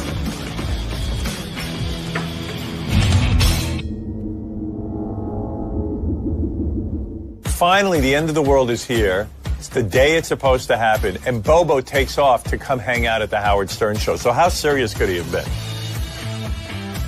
I'm a fucking nervous wreck, but I came up here because I was told that, Howard wanted me to do something, and I did it. Bobo, we are here December 21st. It is D-Day, and you are here recording a Whack Pack playlist, correct? Yes, I put my life on the line coming up here. I can't believe you're here. I can't believe it either. My role the day of the prank is basically not to let on that anything is going to happen, and just interview Bobo as if it's a normal, interview. What do you have with you? I have a police scanner. I get all the police departments and the fire departments in the city in Long Island, and I have it on standby, just in case something goes down and how to get out of the city. Plus, I brought books of matches with me in case a dirty bomb goes down. Right. I light the match, and I see which way the wind's blowing. See, Bobo's not so stupid. No. So when Shirley was done with the interview, Sal came over, grabbed Bobo, took him into the studio, and they were ready to go. All right, let's get this over with. Do you have your list?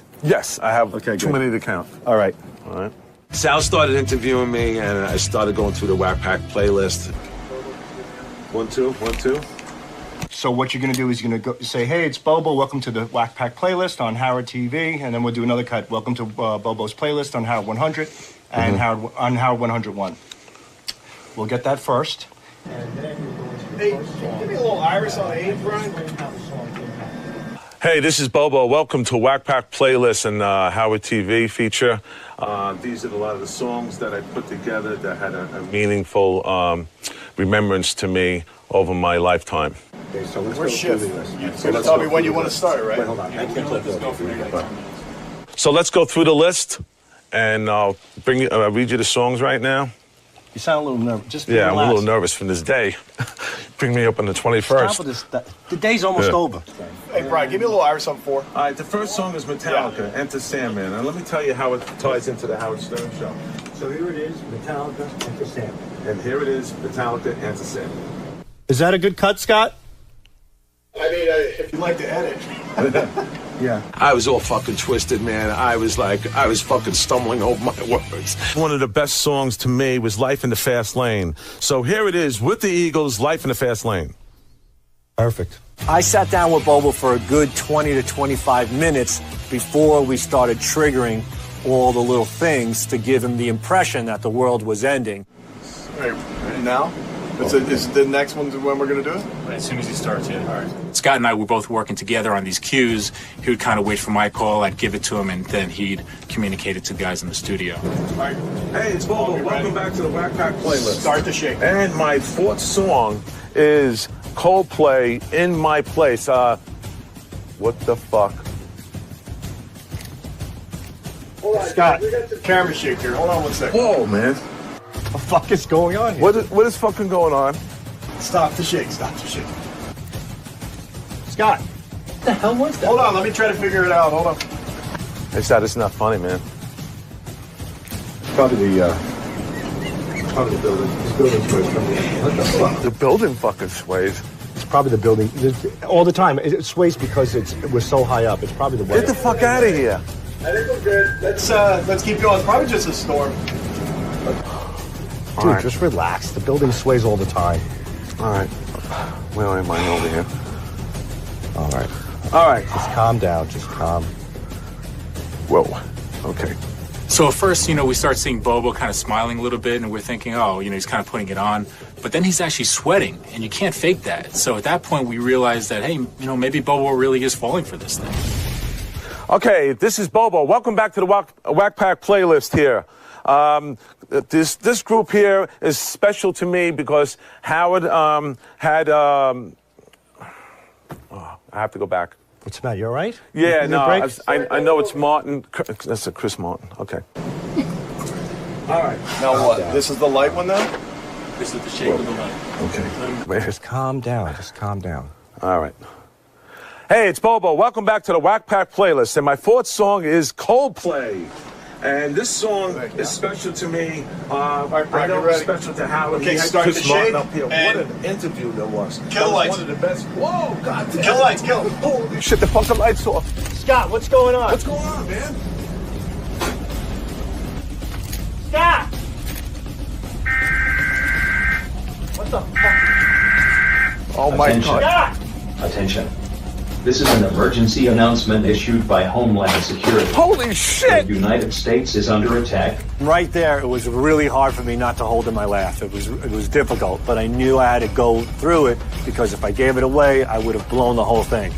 North Korea has launched 7 nuclear missiles heading towards New York City. What the fuck? Several dirty bombs have been detonated in downtown Manhattan. You know what? I shouldn't have came here. Shut up! Do not move. Keep it shaking. The United States is under attack.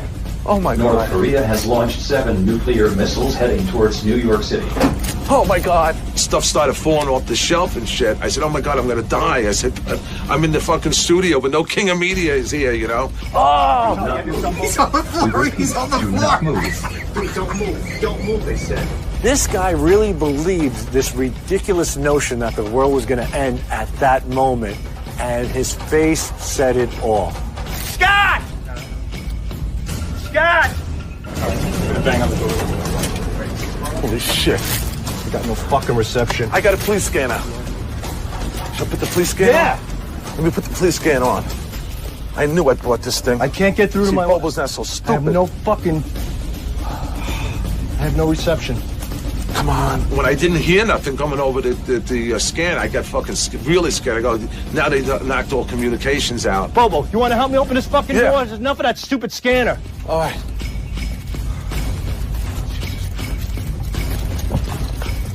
Fucking pull it. Guys, can you hear me? Open it! Can you hear me? Open the fucking door! Holy shit. It's all fucking magnetic up here, that's why. Guys! Stop! Oh my God. Bobo, pull the door. Come on. After 3. Hold on. Just get up. 1, 2, 3. Get the fuck out of here! This way! We're going to get out of the building! I would think that Bobo would wonder why there's a camera guy just hanging out in the hallway when everyone else just left the building. But it seemed like it didn't really occur to him. So it was good because we were able to get the footage in the hallway that we needed. Where do we fucking go? What do you mean get out of the building? He was running in all these different directions, and we're like, you know what? We kind of looked at each other, and we said, hey, let's keep this thing going a little bit. I can't believe I'm gonna fucking die in the fucking studio that I so much fucking loved. I'm gonna fucking die here. I really thought something really happened in the city. We're fucking trapped like rats. Just sit tight like they said. We just have to wait. I'm a very sensitive guy, and I was starting to think that it was all going to go down, and I was going to lose my family. I was going to die here in the studio. My wife was right. She's, oh my God, I shouldn't have fucking came here. She told me that. Now they're fucking home and I'm over here. I'm stuck here. And Howard's not even here. At least fucking die with him. Dude, that's what you're thinking about right now? I No. got 3 kids at home. You I worried know. about Howard not saying goodbye to you, asshole? When Sal was still trying to sell this thing to Bobo, some of the guys in the studio were clearly getting impatient because I think Patrick actually opened up the door a little bit to see what was going on. Holy shit. What the fuck is that? You'd think he'd kind of figure it's, it's a prank or try to ask, hey, why is there a door opening? But it seemed like he didn't really care, so it was very strange at that point. Holy shit, I'm fucking hyperventilating. You got a fucking paper? I gotta have a paper bag. You gonna throw up? No, I'm fucking hyperventilating. All right, sit down on the couch. We got him a bag to breathe into because he was hyperventilating.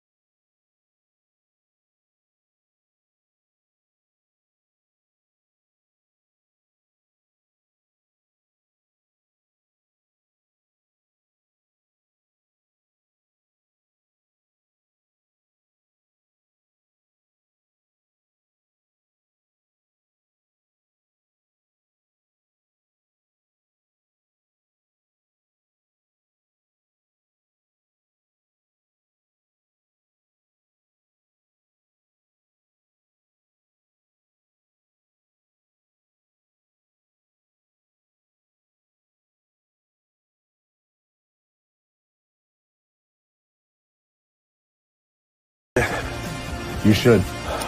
Whether or not Bobo was really falling for it or whether he was just kind of goofing on us in a way, like he just didn't buy it, really didn't matter. It was still pretty funny regardless, so we had a good time with it anyway. This is genuine, bro. This really went down to me. In my mind, I thought was really, really happening. Hands down and case closed on that one, man. You have to punish Bobo for stupidity. On the streets of Manhattan, and I'm an idiot. I thought the world was going to end, and I got to look for some takers now. Oh, hello, ma'am. I'm an idiot. I thought the world was going to end. Did you think the world was going to end? No, I think we're doing just fine. Thank you. Yeah. Okay. Thank you. I'm an idiot. I thought the world was going to end. Did you think the world was going to end?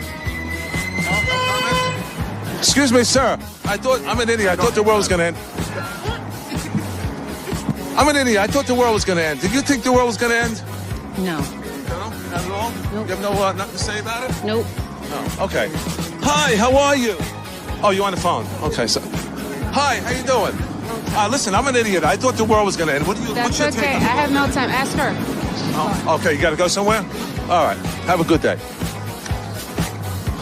Excuse me, sir. You look like you could talk for a second. No, I can't. No. I'm an idiot, and I thought the world was going to end, but it didn't. I'm here. We're alive. Thank God. Howard Stern Show 2013. Hey, man, it's not the end of the world. Bobo out. Hasta vista.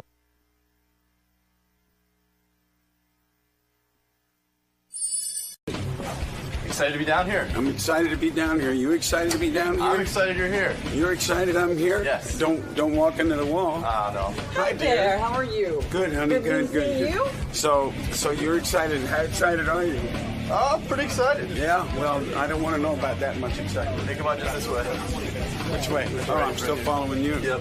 So what are you going to talk to Howard about today? I have no idea what's Howard going to talk to me about.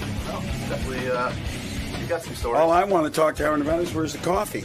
We can get you some. Where's the damn coffee? That's all anybody keeps saying is, yeah, we'll get you some.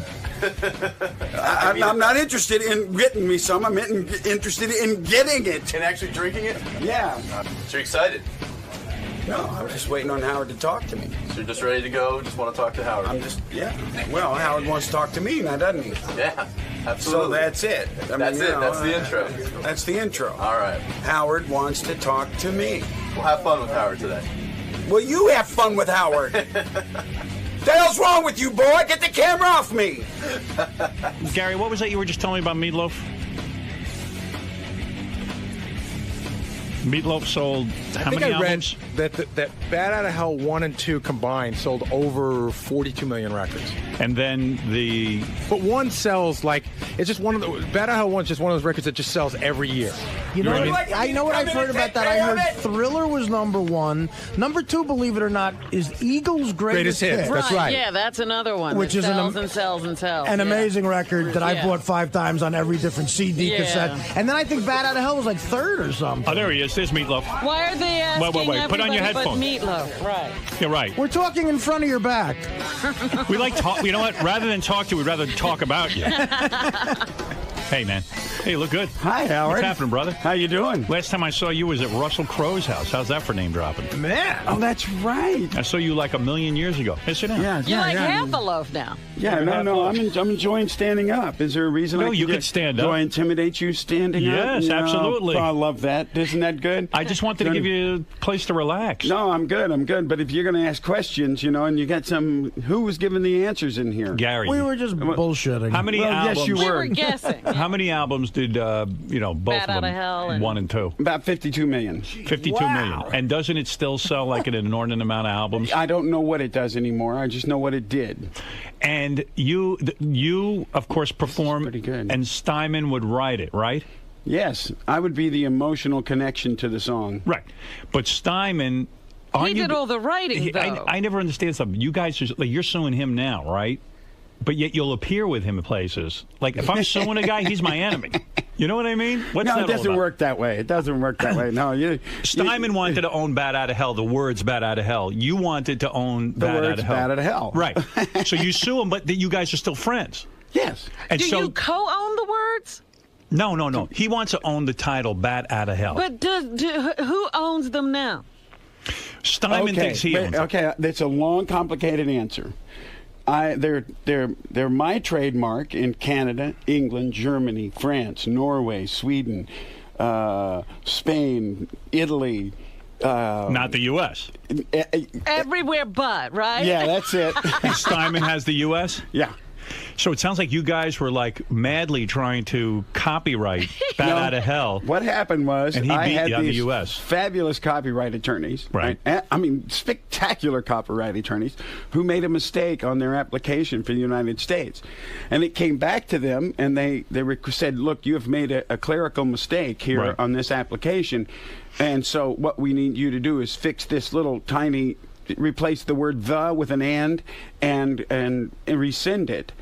And it was right before Christmas. Well, when they came back after the holidays, they forgot. Oh. So now what does it mean to own the words Bad Outta Hell? Like, why do you need that? I don't even understand why you need to own that.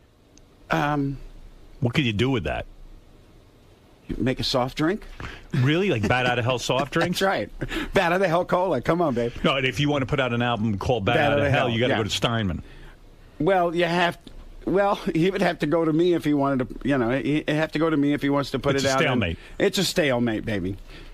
It's so fucking complicated, man. It is complicated. It's a business. But how do you get to copyright Bad Outta Hell?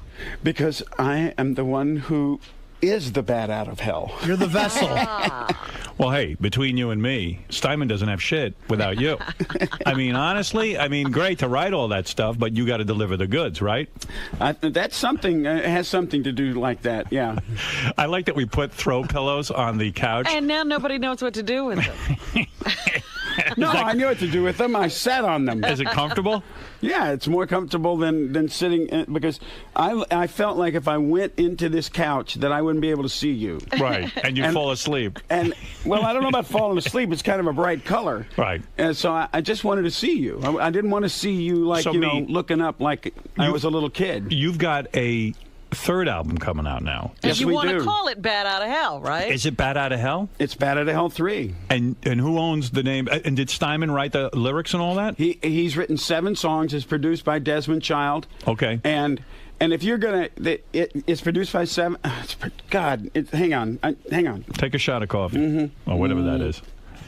Okay. It's produced by Desmond Child. And Steinman has 7 songs, and the rest were written by Desmond with people like Nikki Sixx or Marty Fredrickson.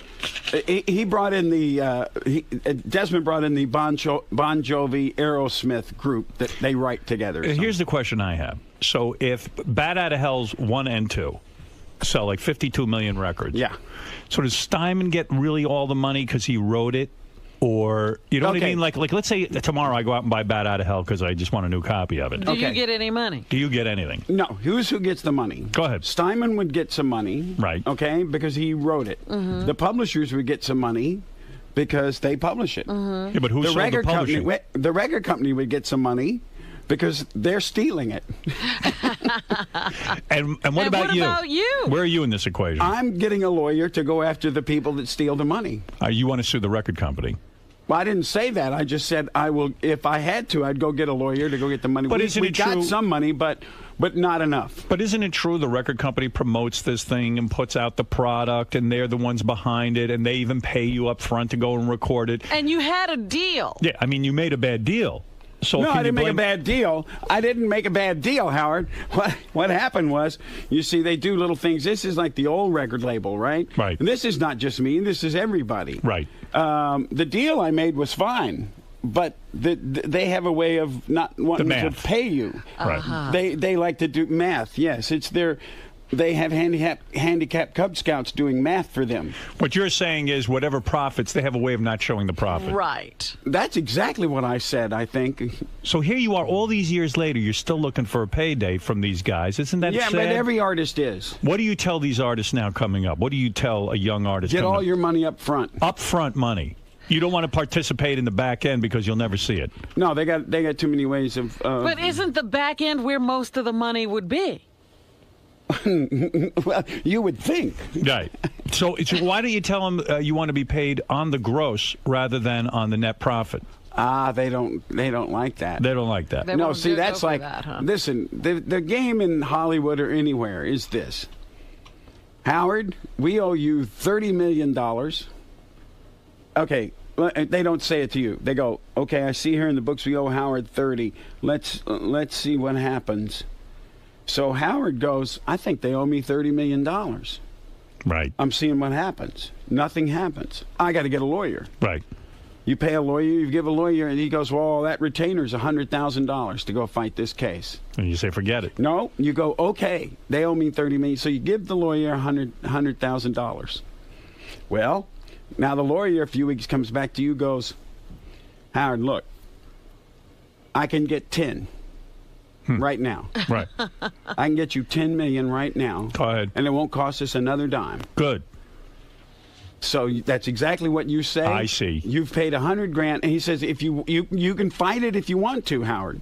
We can fight this, but you never know what's going to happen in a court. Right. You could win or not win. But right now, for this 100 that you gave me, I'm getting you back $10 million. So the record company plays that game that way. They don't have to stick to their deal. And so you leave going, well, at least I got $10 million, and the record company goes, we just made an extra $20 million. So you don't take the $10 million. You Meatloaf for saying, I'm not going to take the $10 million. I'm going to go to court with you guys and get my full 30. Well, at one point I did take the 10. Right. At 10. Good. And then say, you know what? I lied. Now I'm coming back and getting you. That's exactly my plan. Right. I like just that. needed the money to fight you in court. That's right. Yeah, I'll take your 10, and now I'm going to get more. You've given me lawyer fees. It's harder now for record companies. This was back in the 60s, 70s, and 80s when they were really doing this. The 90s, it kind of tapered off a little bit, and you kind of get. It's like we put out a DVD, and I actually got a check, which I wasn't for a large amount of money for a DVD that went gold in Australia, and I got money, and I was like shocked. I'm going, I got that much money? And wow. You didn't have to go to court to get it. No, I was like. So what do you do? What do you do? I mean, for a while, you were really heavy into the movies. I mean, you were doing a lot of movies for a while. Oh yeah, I'm still doing. I mean, I just did one that almost killed me on. What day is today? Is today Monday? Yeah. A week ago today, because I agreed to do this movie, and my schedule got all crazy, and they lost their schedule, and I think it was like originally. I had about 22 pages, which is about a third of this movie, and it was spread out over 6-7 days, 7, 8 days, and they lost their time and I lost mine, so we had to condense it down to. It's called Urban Decay. They told me to mention it because they're going to try to sell it in some place, and so I had to condense it into one day. I shot 22 pages in one day. Wow. Is that responsible filmmaking? I mean, can you really do a good job what does that look like in one day, 22 pages? Usually they shoot a page a day or a half a page. Oh, listen, this was the most ungodly moment in my life. We're I have talking no Ed idea. Wood territory, aren't we? I don't. It's it's got some other good actors in it, so I just happened to have me on 22 days. So you're still doing acting. 22 pages, yeah. And what are you doing for fun? I mean, you lost a lot of weight. How'd you do that? I don't have fun, Howard. You don't? No, I have no fun whatsoever. That's how you lose weight. You stop having fun. What do you mean you don't have fun? I don't have fun. Is that true? What do you do then? What's the point in having fun? Do you? You never had fun in your early life. You had a shit fucking upbringing, didn't you? You've always gotten kind of screwed over. You know, I have fun. I have fun playing with my dogs. You still married? I met your wife a couple of years ago. Where's she gone now? You got a different wife. You got a different wife? Yes. Not the one I met? No. Yeah, I had a feeling you were going to be on the outs with that one. You didn't even know about the divorce, and he's already got somebody else. No, you got married again in that short amount of time? I haven't got married yet. No. Oh, you got a girlfriend. Yet? You're getting married? You're engaged? Well, I'm engaged. What happened to the last wife? What was wrong with her? Was that your first wife, that one? That was my first wife. 25 years, right? Yeah. And a couple of daughters, Just right? kind of, You she get bored? just floated above the bed one day. What do you mean? She cheated on you? The Exorcist. Did she cheat on you? It was No, the she Exorcist. went wild or crazy or something, according to She him. just couldn't live with her anymore. She just floated above the bed and all the way to the ceiling. Broads do that. Did you have to give her a ton of dough, or did you have a prenup?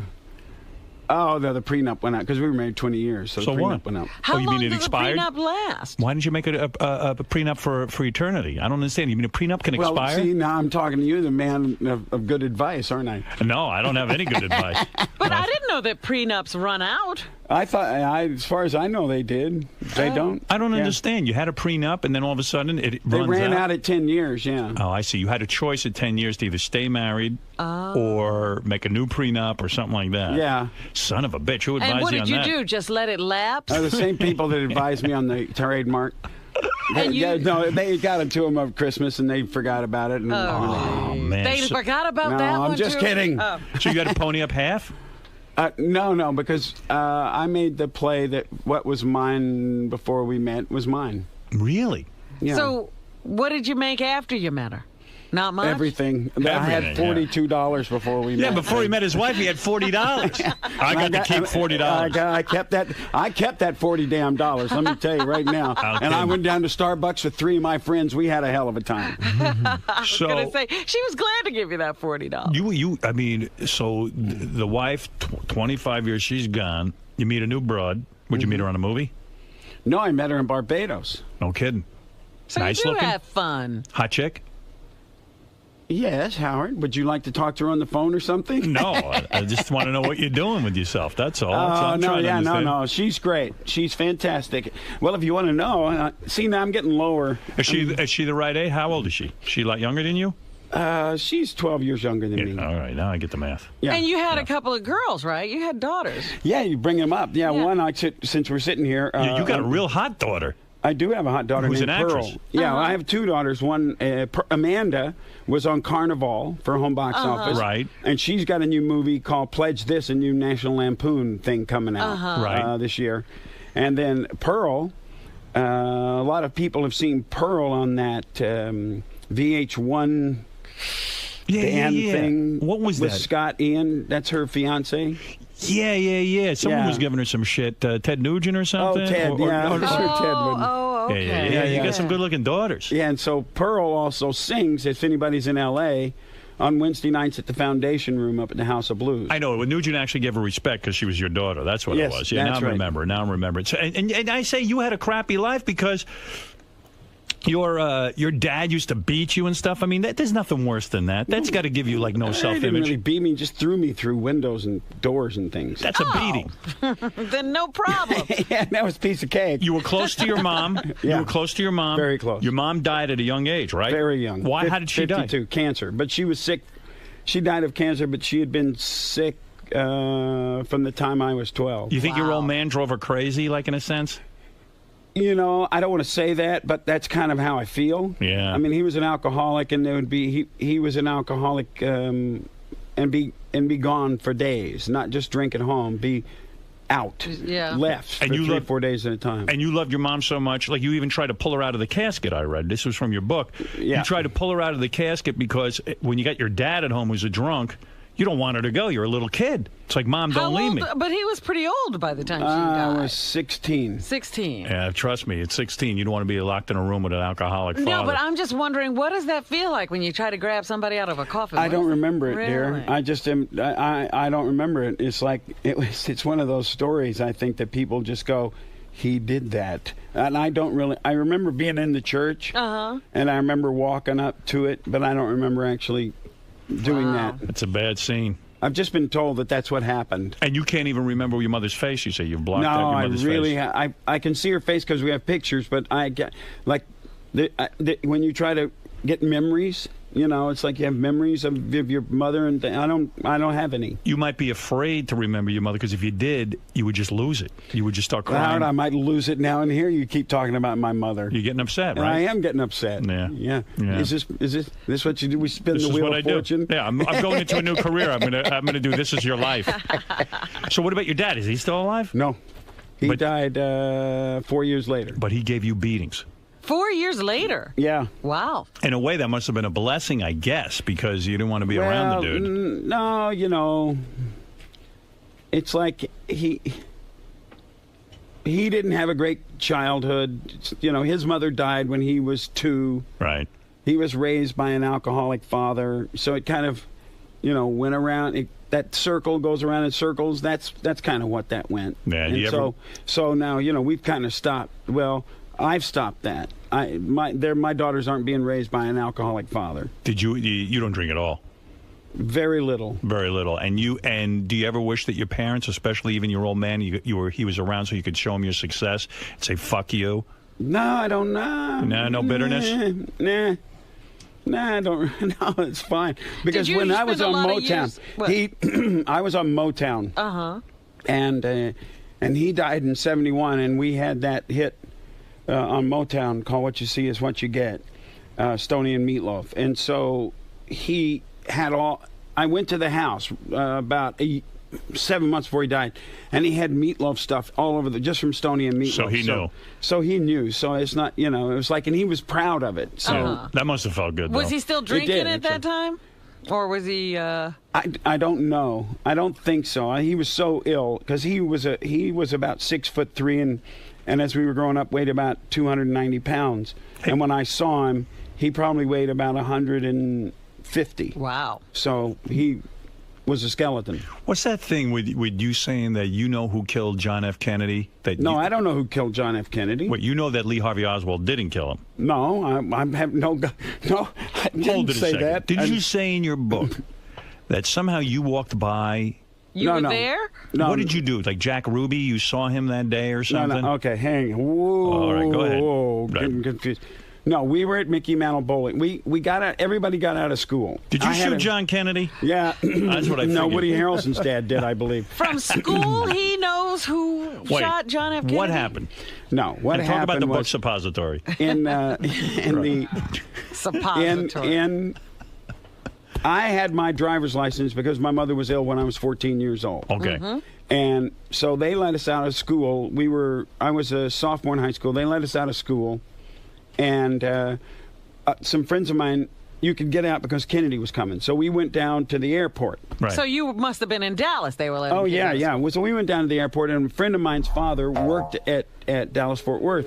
And he told his son he knew where they were taking him out, which side route they were taking him out. Right. So we didn't go to where all the crowds were. We went to this little gate, and there was like 2 Dallas policemen there, and Kennedy came through there. Right. And he stopped. He stopped the car, and I wouldn't. My 2 friends, Bill and Jimmy, were their names actually. Right. Went up, and Bill went up first and shook his hand because Bill had the balls of the group. And I stood on the curb like ha ha ha, and Jimmy went up and they shook his hand, and he actually stopped and they drove on. And my friend Billy said the oddest thing. He said, "What would you," to this policeman after he left? He goes, "What would you have done if I'd have told you I had a gun?" And the policeman, "I wouldn't have done a damn thing, boy, as long as you don't take it out." Huh. So I just went, what was that conversation? That was weird. So we got in the car and we went to Mickey Mantle's bowling alley for lunch, and we were going to go over to where he was going to give a speech because we knew the guys at Market Hall, Right. like the security people at Market Hall, and we were going to sneak into the building at Market Hall. And so we went to Mickey Mantle's bowling alley. As we're going into Mickey Mantle's bowling alley, there's a receptionist sitting there, and she says to us, "The president's been shot," and we start laughing at her. Right. And no, Thinking she's joking. Yeah, thinking she's joking. And my friend Jimmy listens to her little radio headset and says, "It's true." And we start running across the parking lot, screaming, "The president's been shot," and everybody's yelling at us, going, "You kids, cut it out.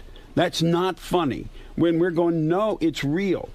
So then I get in the car and we decide where are they going to take him. They got to take him to Parkland. Right. So we get up on the road going to Parkland on this freeway, little freeway, and there's a guy in the middle of the road waving his hands, jumping back and forth across the lanes.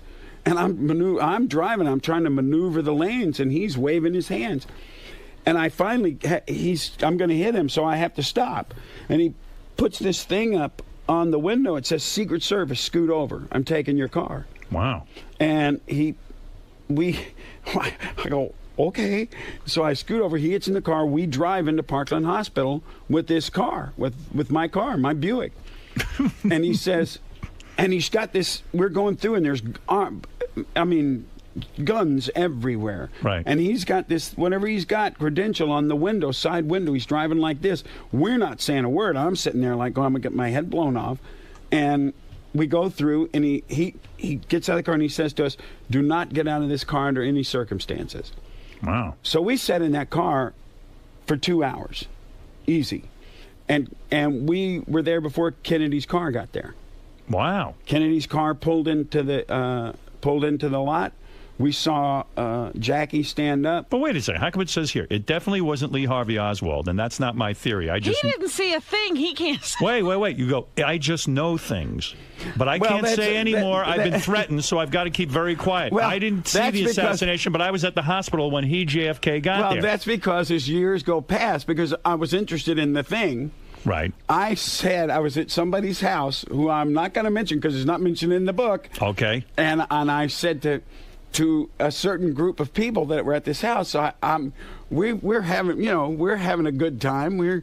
It's in the early 70s, so there's things being passed around for people to have a good time and make people talk a lot. Yeah. And I turned to some guy and I said, so listen, man, I'm not you. Who really killed JFK? It was in the 70s. And he sits back and he says to me, "Don't you ever ask that question again." Don't you ever ask that question again? What kind of fucking answer is that? Because if you do, you might get asked to the wrong guy, and you'll be sorry. Oh. The hell is that? That's nothing, is what that is. That's nothing. Hey, it was enough to scare the hell out of me, and it would have scared the hell out of you too. Howard, it would have scared the hell out of you too. I don't want to know. If you would have seen the face of the guy saying this to you. Did you get a lot of pussy when I'm talking at the top of your game when you were on tour, singing your brains out? Was it like one blurry? Well, I can just tell you this. When I was in high school, I didn't, I'm not coined with the name sex god for anything. Right. And people used to say to me, how does that fat, can you say anything you want? Yeah. You can, okay. How does that fat motherfucker get all these good-looking women? Did you get a lot of famous women? I dated some famous women. No kidding. Who'd Beverly you date? D'Angelo and who? Beverly D'Angelo. I think she's hot. I'd like that. A lot of the soap stars here in New York. No kidding. Yeah. Beverly D'Angelo, very loving. I mean, at her height, she was some looker with the big boobs and the whole thing. Yeah. And then my wife, when I got married, my wife found a picture of Beverly in the bathtub. Oh man, I would love to have played hide the salami and then, with her. Just Broadway actresses. Man, you must have gotten them all. Well, I had the best looking girl in high school. No she kidding. was voted best looking. That's who I took to the prom. I thought when you were a kid, you were morbidly obese and no one was allowed to play with you. Well, that's when I was a kid. But when I got into high school and playing football, and you slimmed down. I slimmed down my senior year. And how fat a kid were you? Oh God, I was huge. Like how old were you? Like when the kids weren't allowed to play with you? I was in the 5th grade. I weighed 185. 7th grade, 240. So what? All the other parents were like freaked out, like you might be some sort of freak. Yeah. You can't. My kid. You can't come play with my kid. Oh, that's the most painful thing. They didn't want you in the house? No, they didn't want me in the house. Wow. Like you might squash the kid or something. Or break the furniture. What were they afraid of? Well, it used to piss me off. I used to break the furniture then. I did. I broke out. Some woman wouldn't let me play with her son, so I took a big stick and broke out her plate glass window. Wow. Were you told that to your face? Like the people go, you can't play with my kids because you're fat? Yeah. Jesus Christ. That's terrible. You've been in psychotherapy over all this? Between your dad beating you and none of the kids being allowed to play with you? Well, I was in psychotherapy because of Bat to Hell, but it probably stemmed from all of this other thing. Yeah, because I remember you had like a breakdown after the big did you? success. I had a major breakdown. Oh, did you? Like lay in bed like Artie over there? I mean, not get out of bed? I was climbing like me. I was climbing ledges on 77th Street. No kidding? Yeah. Almost kill yourself? Oh, twice, yeah. How'd you do it? One time I took an overdose of some pills that Steinman had, and they took me to the hospital and pumped my stomach. And the second time was they pulled me off a ledge over on 77th Street, and I don't remember being on it. You were going to jump. Yeah, I don't Were you remember. on acid This or is anything? when you say, how can people kill themselves? It's real simple, man. I didn't know. No, I wasn't on anything. I don't remember being to this day on the ledge of 77th Street. How do you explain that? How do you explain not knowing you were on a ledge trying to kill yourself? Yeah, what was happening directly before that? I don't know. You mean you went into a rage? I was in a huge depression. Wow. Well, I could see why. The old man was just totally... Well, what really depressed me, I think, where I think it's... And now we're doing psychoanalysts here, so I think it's coming from that when this... Due to my childhood, that success of Bat Out of Hell, probably what I was thinking was I wasn't deserving. Mm-hmm. Right. You weren't good enough. I wasn't good enough. Can't even imagine you being that fat and the parents telling you can't play with the other little I've kids. never heard of fatness being the reason you couldn't play with somebody. Oh, but I kind of get it. I mean, like if you see some really big kid, and you probably looked older than all the kids because you were so fat. I was bigger. I mean, I was a lot bigger. You're probably shaving in the 5th grade. You know what I mean? Because it fucks your hormones up. I don't shave now, really. So. Back then you were. That's weird. I would have played with you, Meatloaf. Thank you, Howard. I really would. I had a lot of fat friends. But your mother might not have allowed it. Maybe you're right. Maybe they were scared. When did he get the nickname Meatloaf? Was that as a kid? He hates his real name. No, Meat. My dad called me Meat when I was 9 months old. Is that right? Yeah, but I thought you hate your real name. Well, I do, so that's why I went to court. Yeah, what are you, like Darren or something? I was Marvin, and this was the other. See, here's another thing. This is enough to destroy anyone, and now we know why I'm completely out of my fucking mind. Are you still out of your mind? Yeah, yeah, of course. Okay. But it's fun now. Right. Levi's had a commercial when I was a kid that said, "Poor fat Marvin can't wear Levi's." Oh, no. Oh, shit, you're kidding. Even I'm not kidding. commercials, the TV was calling you fat. And then the kids at school would probably go, poor fat Marvin can't wear Levi's. And the problem is that Levi's, unless I went down and got men's size Levi's, and that were way too long, and then they had to be rolled up funny and or cut off and sewed. They weren't the real Levi's anymore. Right. You couldn't wear them. Thank God you got into football. Yeah. That's when you got your acceptance, right? Right. Because I started playing football in the 5th grade. Thank God you weren't like a pussy, you know? I mean, Yeah, you you get could up there play and some play. sports. Yeah. And then I had a reputation for you didn't want to fight with me. Right. Because you'd be a maniac, Well, no, right? I used to take in 3rd grade. I used to take on the entire class. Yeah. You know, it was like a Chung Chan Fin Lee movie. So you would get so fucking depressed that would you curl up in a ball? Like for a while, we couldn't get Artie out of bed when he had to do his movie. Yeah, he was over there crying. Remember that, Artie? Yeah, Yeah, that was me. That's tape of me. What would you do? Would you just lay in bed and Does Artie live in a very large cave? Yes, that's what the echo. That's not actual tape. Yeah, it's a very large. All right, so now cave. you got a new album. That's why you're really here. Meatloaf is here. You know, I'm here. I'm here to see you. I don't. You know what? If you don't talk about the new album, I don't really care. You don't even care. I do not care. You don't care. No. It's like F you album. Yeah, How long did you no. work on this album? A long time. This is a lot of pressure. So maybe you should talk about the album. Yeah, we better talk about it. This yeah. isn't Bad Out of Hell 3? It is. Yes, it is. Okay. Bad Out of Hell 3 is due out in stores on Halloween, rather. Mm-hmm. Where do you promote out? Like, will MTV won't give you support, will they, or won't they? Have you talked to them about it? They might. They might. Yeah. They did last time around. That's true. They might. They might. We Music have business a lot different than when you put out Bad Out of Hell 1 and 2. Business is much different, so you have to just do it different. You could go out on tour? Of course. Any big duet in this? Do you have any broads? There is. Yeah. That's why MTV might play it. Yeah. There's a really lovely 22-year-old. No kidding. Catherine McPhee. How'd you no, end up on American not Idol? Catherine McPhee. I fucked the crap out of her. I don't care. Marion Raven. Were you turned on by Catherine McPhee? You like her? No, not particularly. No, you don't like her. No, You don't the like girl.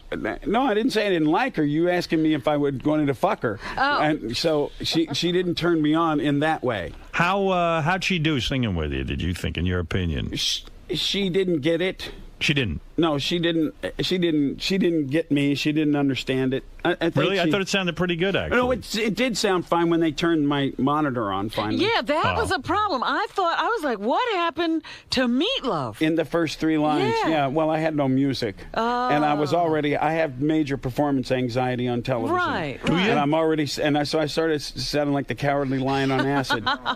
And really, I thought you sounded fine. Robbins. No, it's the vibrato was out of control. Yeah, I said, what? Meat looked sick or something. I couldn't tell what was I going was on. sick, okay.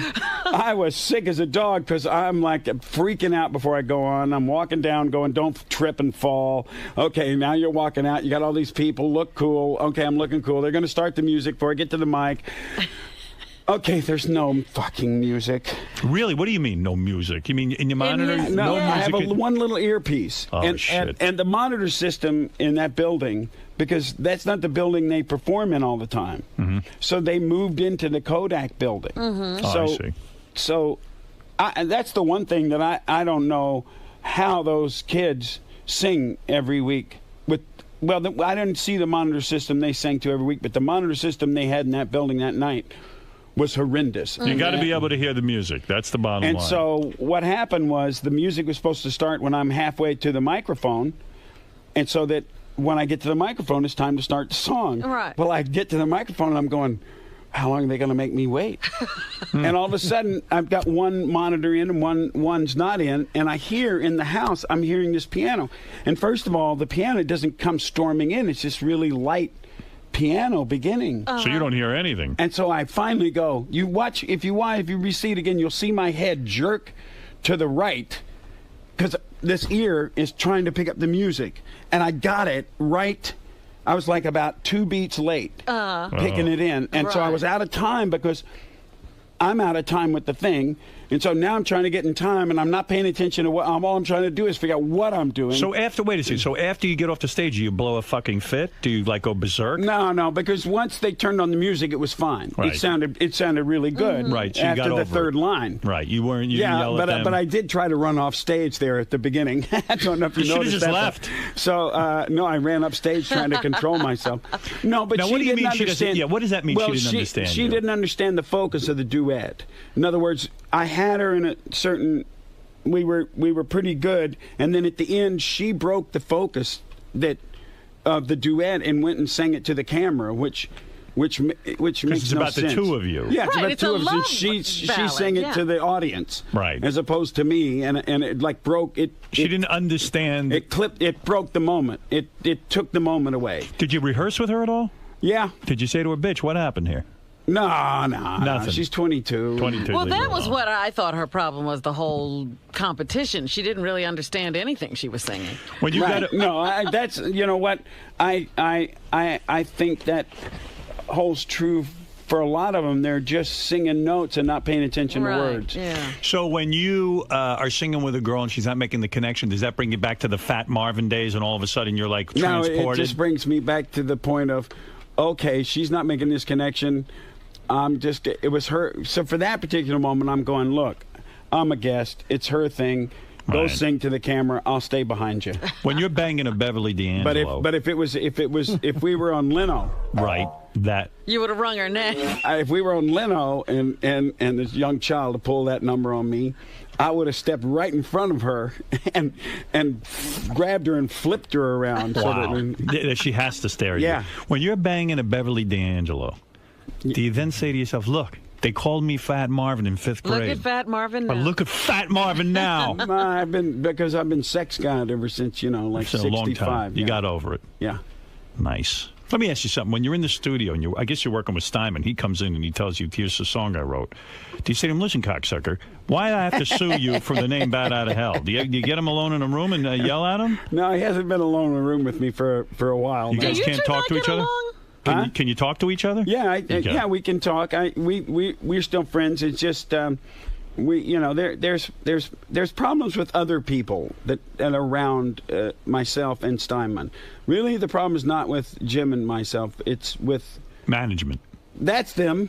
Yeah, but it basically is you too. You got to come face to face. Yeah, because you're saying the things to the management that you want to be said to him. Would you ever have Jim Steinman over your house for dinner? What? Would you ever have Jim Steinman over your house for dinner? Absolutely, You would. in a heartbeat. Have you guys ever gotten together socially in the last 5 years? Yes. You have, okay. Yeah. Because it would be sad to me. I mean, here you've had tremendous success. I together. wrote him an email. I just sent him an email last night. Okay, so it's all cool. Yeah. Even though there's still the legal stuff going on. Yeah, but that's all right because he had heard the CD and. Do I not have the CD yet? Is that what, I do? You've I got have it. The CD. Where's Gary, the damn where's the CD? How come I don't have a CD? Well, why would you keep it out there? He's listening. What do you mean you just got it? Just a second? Makes no sense.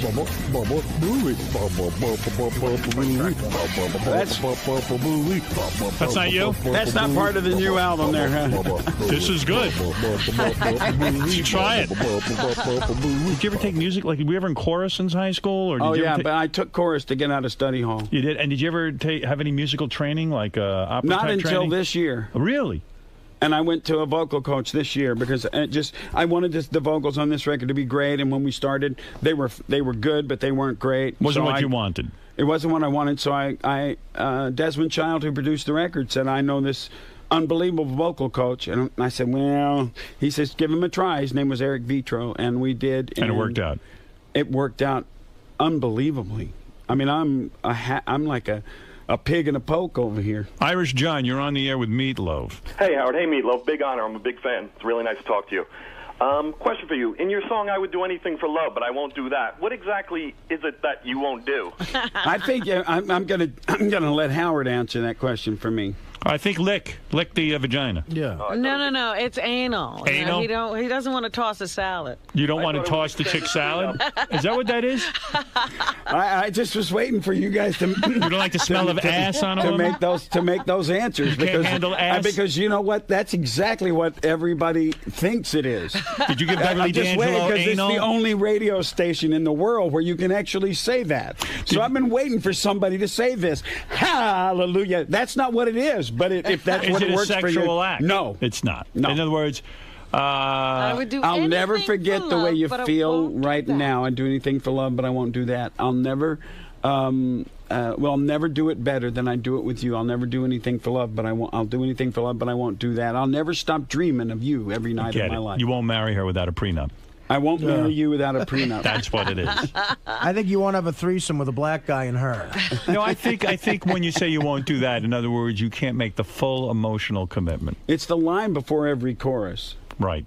That's what it really is. But tell me what it is. What is it? It's the line before every chorus. Okay, but what won't you do? I'll never stop why do you have to keep it a dreaming. secret? And maybe there is no answer. I've never stopped dreaming of you, Howard, every night of my life. I'll do anything for love, but I won't do that.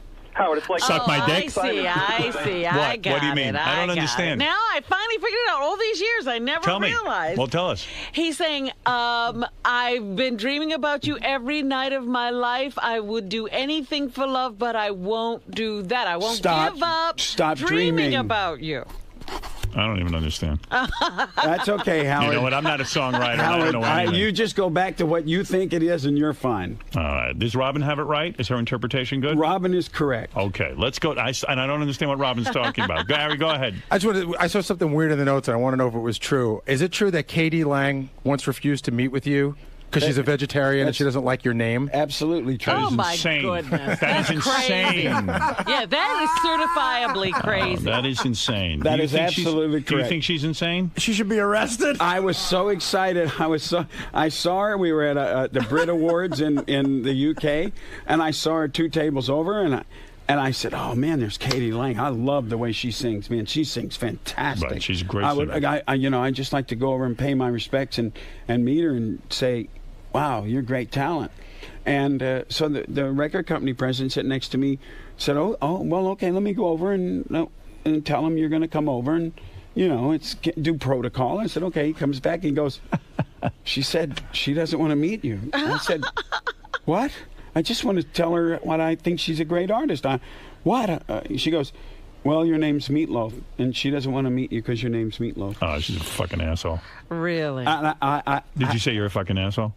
No, I just kind of went, wow, the world is fucking strange. Jeff the Drunk, you're on the air. Go ahead. Hello, Mr. Meat. Yes, quickly. Have you ever had a threesome? I would imagine you've had a threesome. Not with you, Jeff. No, but I bet you've had 2 girls at the same time, right? I sure have. Yeah. What's the most amount of women you had at one time, orgy-wise? 4? 4. Really? Look at you. Tremendous appetite.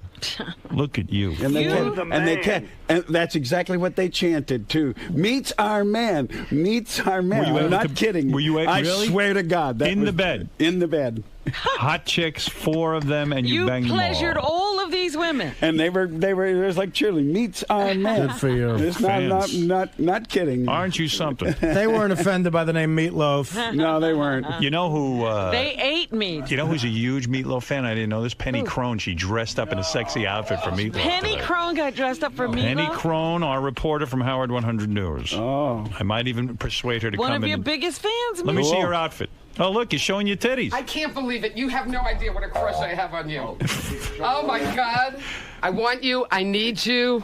But there ain't no way am I ever going to love you, so let's just go to bed, right? So don't feel bad because 3... Oh, my... And Tell Paradise by Meatloaf. the Dashboard Lights. I went to his concert. I'm like having an orgasm. Tell Meatloaf how many cops you blew in your lifetime. Go ahead. This will turn them on.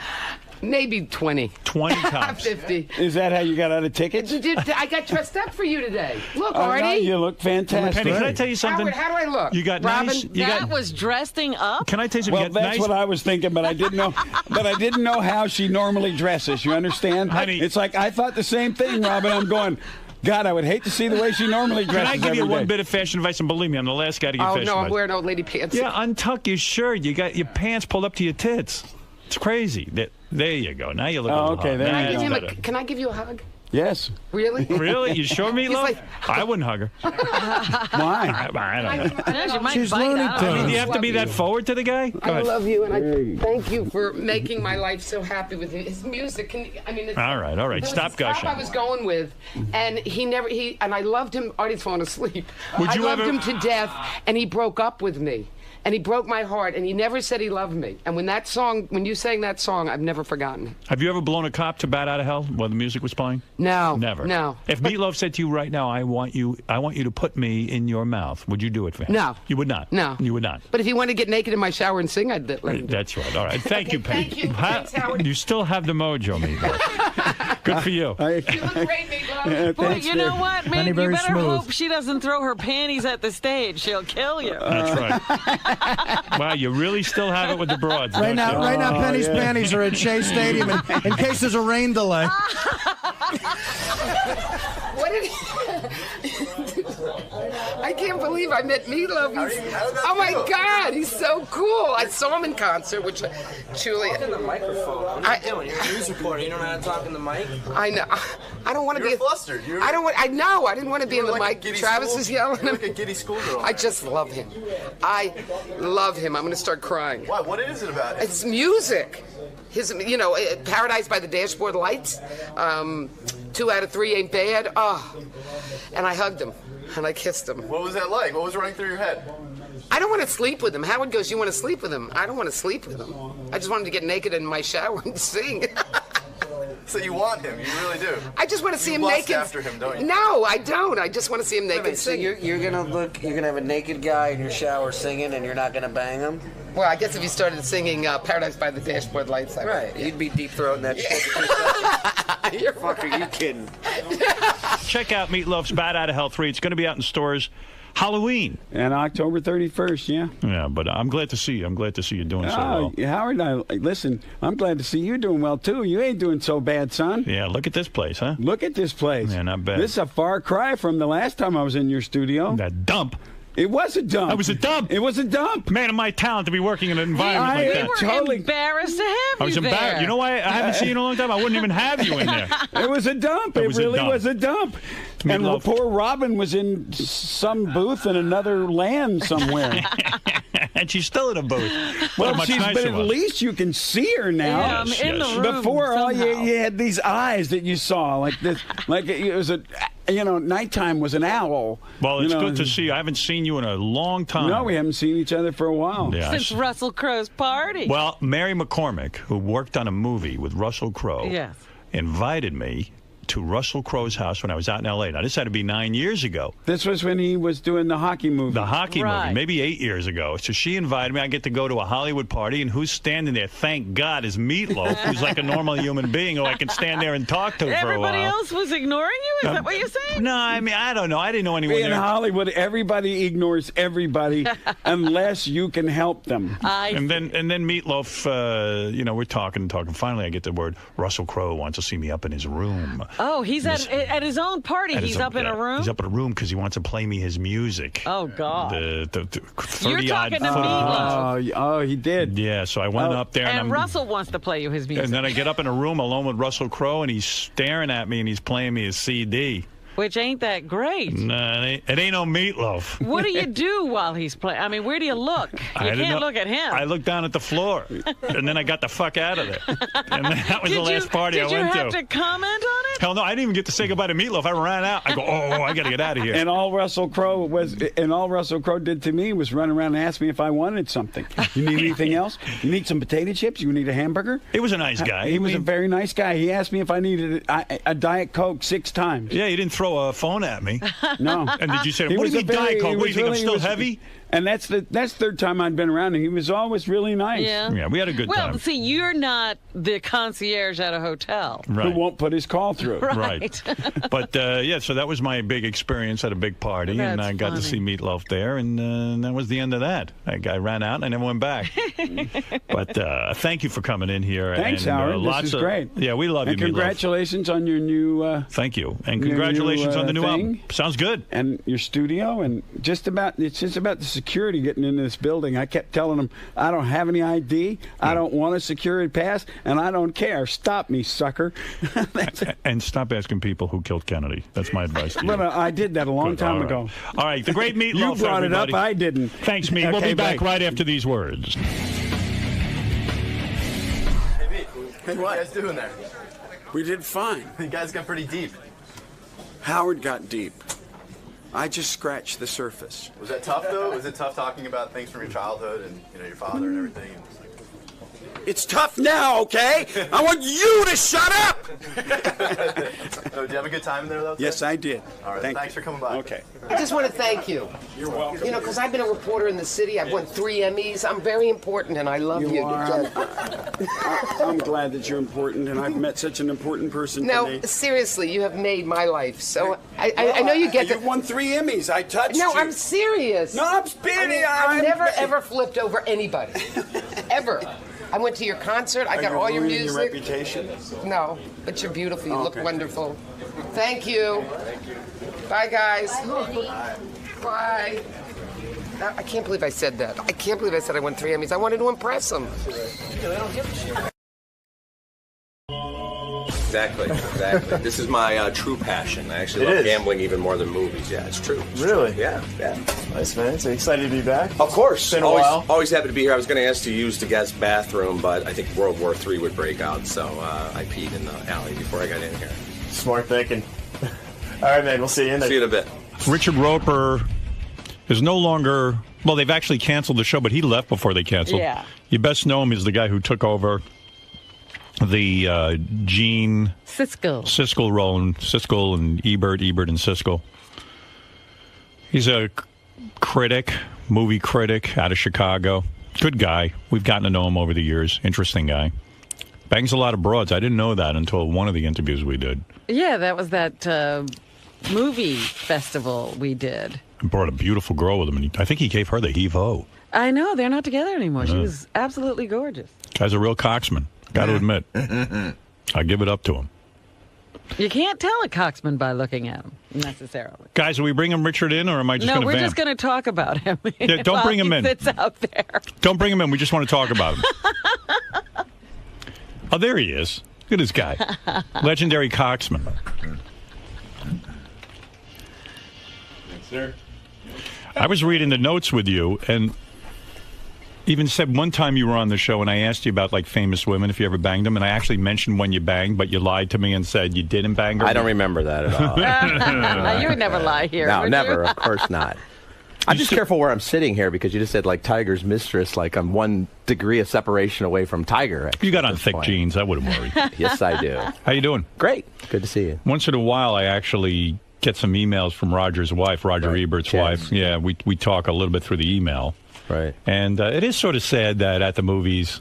It's no longer there. I guess it's a sign of the times. It's like everybody gets movie reviews off the web now, and... Well, I mean, you know, Roger got sick, so he couldn't do the show anymore, and then I did it for 2 years with various co-hosts. And we had some amazing people, guest co-hosts. I mean, like John Mellencamp was on there, which was kind of interesting.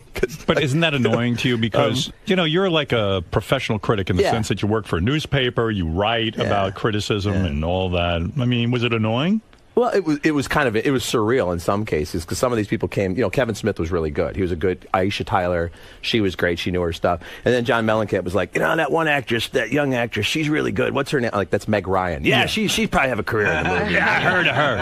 And then Fred Willard was on there, and he was just, you know, just like the guy he plays in the movies. You know, Right. They kind of like, you know. But Kevin Smith makes sense in the sense that he's a director. He's a director, and, and he wasn't afraid to give his opinion. A lot of these people didn't want to say anything negative because they're in the business. So. Yeah, right. it's sort of an unwritten rule. You don't, you know, you need people to say something negative. But having John Cougar Mellencamp is sort of like having Ellen on American Idol.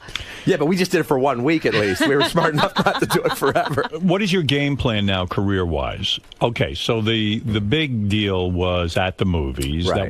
That brought you to everyone's attention, including mine. Mm-hmm. And so now you're off that show. You left, and you left at the right time before the whole thing just got canned. Yeah. So that was good timing. So what is the game plan? Well, as you mentioned, everyone wants to get their reviews on the internet now, so I'm just doing my reviews straight on camera for my website. You can, richardroper.com. It's as simple as that, because I grabbed that name like 10 years ago. So you don't work for a newspaper or No, I anything still like work that? at the Sun-Times in You still work at the Chicago. Sun-Times? I'm doing radio in Chicago. Now, what is that all about? What is that? I don't know. You tell me. What is that all No, about? I mean, what are you doing on the radio? Starting in a week. It's a talk show. WLS, you know, it's a That's like the the big biggest. powerhouse in That's Chicago. huge. Yeah. And what time are you going to be on? 2 to 6 every afternoon. Ro Khan is the host of the show. He's been on for years, and I'm joining his show as the co-host. So you will be afternoon drive on WLS. Yes. With this guy Ro. Yes. And you will work and do afternoon drive. Right. That's a big deal. Yeah, I'm excited about it. I'm very excited about it. So there's radio, the column, the books. I do stuff for the Stars channel. I do stuff for the Reels channel, which is a basic cable channel about movies. So I'm actually doing more. The Reels channel? Yeah. And what do you do for them? Movie reviews, talk about DVDs. Is this the deal the guys were telling me about where you shoot it out of your house? You're your own cameraman? That's the stuff I do for my website. Reels, I actually go to the studio and film stuff for them. And the stuff for your website, you film yourself giving a review, you put it up on the web, and they pay you for that. They do. Good Lord, they actually that's a good pay deal. you money. It's a great deal. I mean, you got a nice little setup with the lighting and the sound is all professional, but you only need just one camera. I go see a movie, I come home that night, you turn on the camera, you do the review, I ship it off to the professionals, they edit it, and it's on the site immediately. Isn't it amazing? You think about radio, and, I bet you a lot of guys on radio will be jealous of you because they would give their left arm to be on WLS in the afternoons in Chicago, and here's a guy who did movie reviews, and granted, on TV and all that stuff, and all of a sudden you get the afternoon drive slot. Isn't that great? It is kind of cool. But that's why my dad told me never go into radio. Yeah. Because some guy's going to come in with no experience to get a good job. There's all these million-dollar guys in Chicago who aren't getting callbacks anymore. He has all these personalities, as you know, terrestrial radio. They've gotten rid of all that. They have. And I did radio a million years ago, but, the way to become really valuable, it's like the Conan O'Brien thing. When you're not on the air, people think you're great. Right. So there was a bidding war between two stations in Chicago. I sat down with one of these guys. I'm like, have you ever heard me on the radio? Nah, that's not important. Doesn't matter. You got name recognition. Yeah, you're great. You're great. You'll be great. But, we don't know if you're great, right? Well, I guess we'll find out. I mean, you're good on this show. So it would stand to reason, though. But this guy wrote. Does he know how to work with you? Is he have a rapport? He's smart. He's good. He's been doing it for a long time. Did you have a meeting with him? Like go out and have dinner and say, "Gee, I don't know if we like." It's sort of like a crapshoot. When Robin and I were put together, a program director thought we'd be good together, but we at least had a little conversation over the phone to see if we could talk to one another. No, we've known each other for a long time, and I've been on the show a lot, so there's some foundation there. Now, I guess the key is though, like you guys always talk about, how much do you socialize because you don't want to leave it. Off the air. You want to have all the best stuff on the air. That's probably best. Or you just spill the beans about what happened when you were together off the air. I'm excited for you. Now, you mentioned Conan O'Brien. Did you write an article about any of that whole late-night nonsense? Of course, everybody did. It was the best material ever, all that stuff. Are you in the camp that says, hey, Jay didn't do anything bad, or are you in the camp that says Jay's kind of a scumbag? Well, I'm in the camp. I know all your stuff with Jay, but, Jay's always been really good to me. And in fact, we talked about when Roger got sick, the first guest host we had was Jay. I mean, he did us a real solid there, and he didn't, he was great about it. He's always been good to me. He's had me on his show through the years. Right. He continued to have me on even after I left at the movies. He wouldn't have the new hosts on. He'd have me on talking about movies. Right. As far as the situation that went on, I mean, I like I think they all got their talents. I think it's interesting that Conan became like the martyr in this thing because he wouldn't accept going a half hour later with the show, and he gets $42 million. He was never. If all the people who are upset about Conan actually watch Conan, he'd still be on NBC. That's right. Yeah, it is weird that Conan just didn't get the ratings. But again, why is Jay? And I don't know how you feel about this. When I was fired from NBC, I didn't stick around and hope that NBC would somehow reinstate me. Right. I picked myself up and I went to K-Rock. I went to another station. And I hated NBC, and I wanted to teach them a lesson. It seems no matter what bullshit NBC hands Jay. Jay, you're fired from The Tonight Show for no apparent reason. Maybe we'll give you a show at 10 o'clock. We don't know. 10 o'clock fails. All right, now we'll put you on 11:30. How come the guy doesn't have more pride and say, you know what, listen, they gave that show to Conan. I'm out of here, and let me go start somewhere else. You have to ask him. I mean, I think he could have gone to 10:30 and gone on Fox, and I think he would have whooped Conan in the ratings, going up against him, actually. Yeah, at 11:30. Or 11:30 in New York. Yeah, exactly. I think he actually would have beat him, but that's just the way he does things. He just keeps moving. He's unstoppable, Howard. He cannot be stopped. This new radio contract you signed, now, is it a contract, or do they just hire you from week to week? How does it work? It's a real contract. It's a real contract. For real money. For real money. And how long before they know if it's working? You could run into a Conan situation where they don't give you enough time. Yeah, I think they, in radio now, they get the ratings even more frequently than they used to, right? What did you used to get them, like quarterly or something like that? Yeah, and I think they're now weekly or something like that. Oh, so you'll know pretty soon how things are going. I suppose so. We'll find out, right? Now, who did Roe work with? Did they fire somebody? He was on for years. Of course, you remember Steve Dahl and Gary Meyer were the big team in Chicago for years. And then Gary and Steve broke up, and then Gary was on with Roe. Right. But then that split up, and he's just been on with different hosts over the last couple of years. So now you're looking for somebody. You're the permanent guy.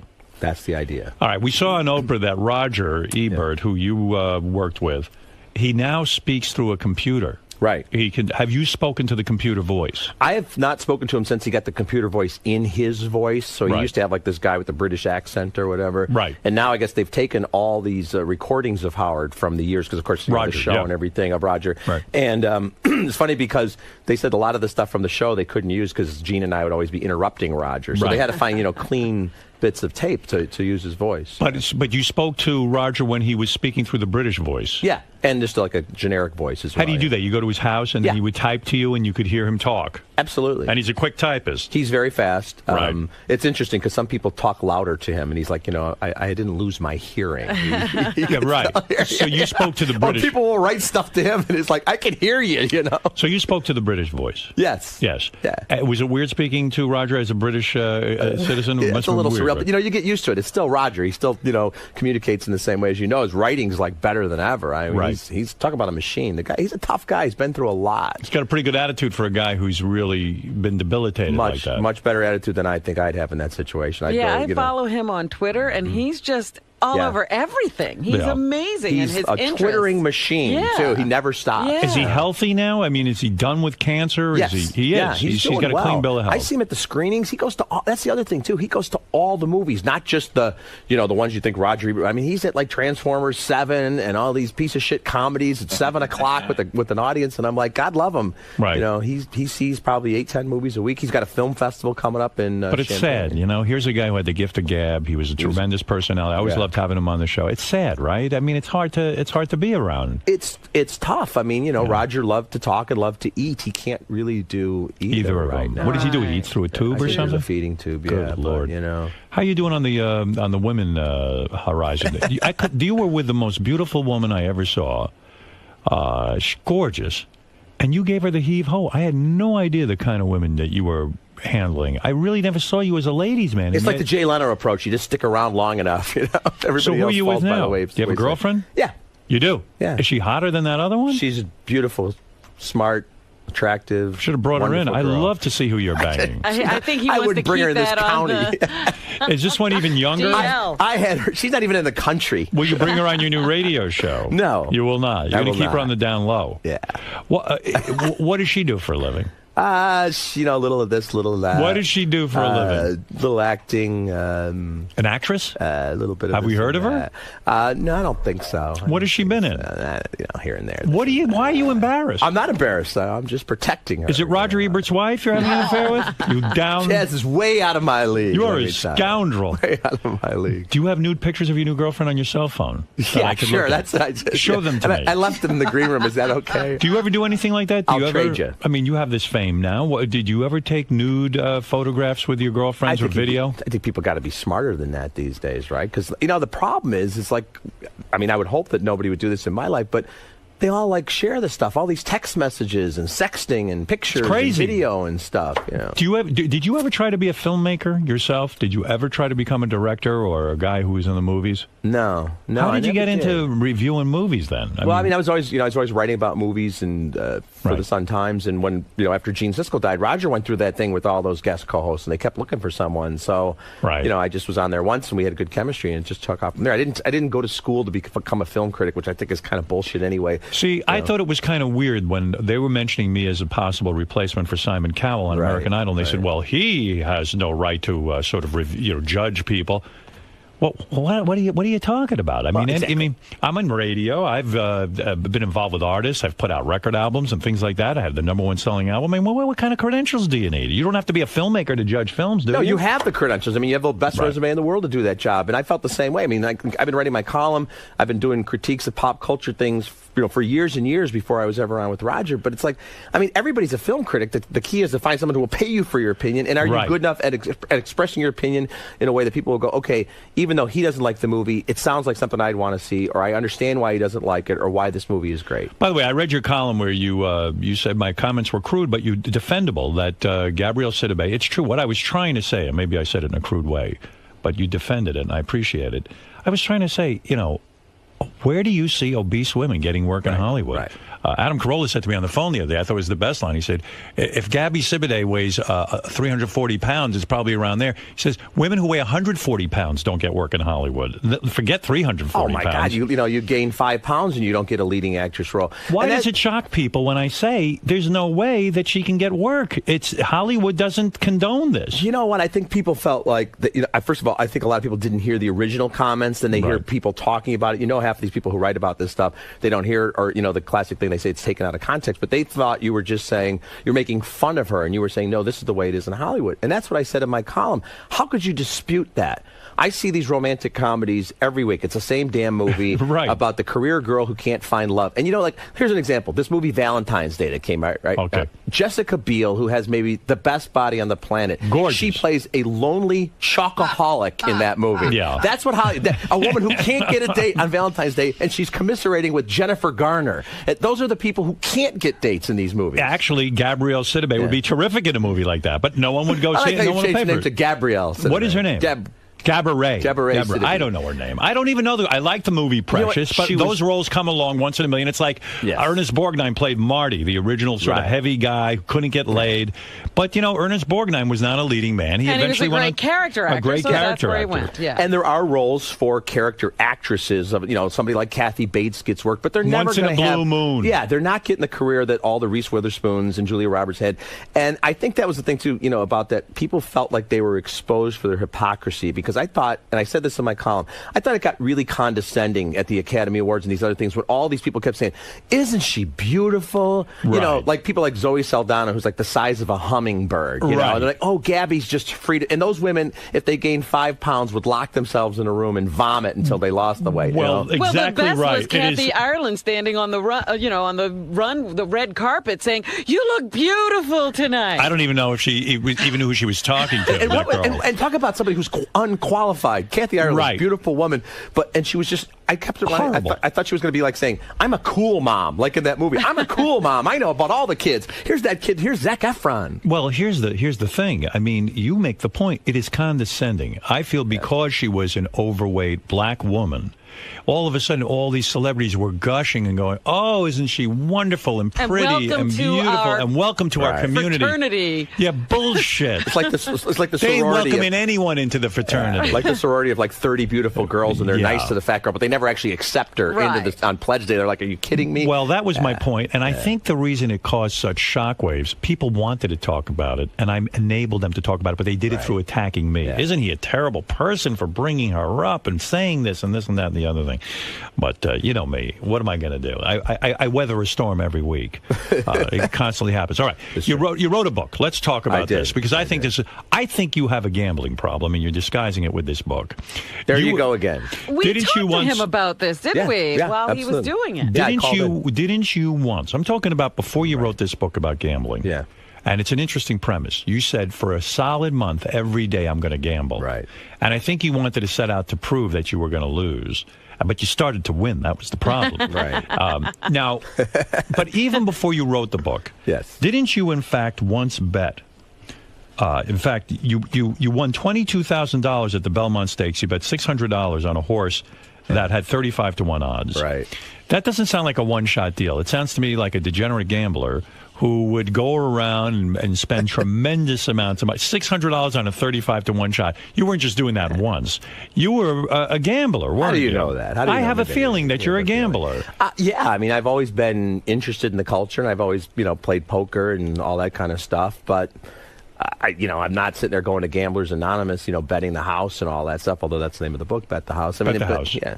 So you wanted to prove that what did you want to prove with this book? what is the premise? What are you proving? What are you doing with this book? I wanted to prove that I could do anything and get someone to pay me to write about it. Well, you did it. No, I think it's, first of all, I think that the actual... America's pastime isn't baseball or football or basketball. It's gambling. Right. We're a gambling-obsessed culture. It's been that way since the beginning of time. But you can do all sorts of gambling, anything from the horse races to the slots to March Madness and all that. So I just wanted to explore that and do different types of gambling. You're making a very good point. Because people always have this argument. What is America's pastime? Is it baseball or football?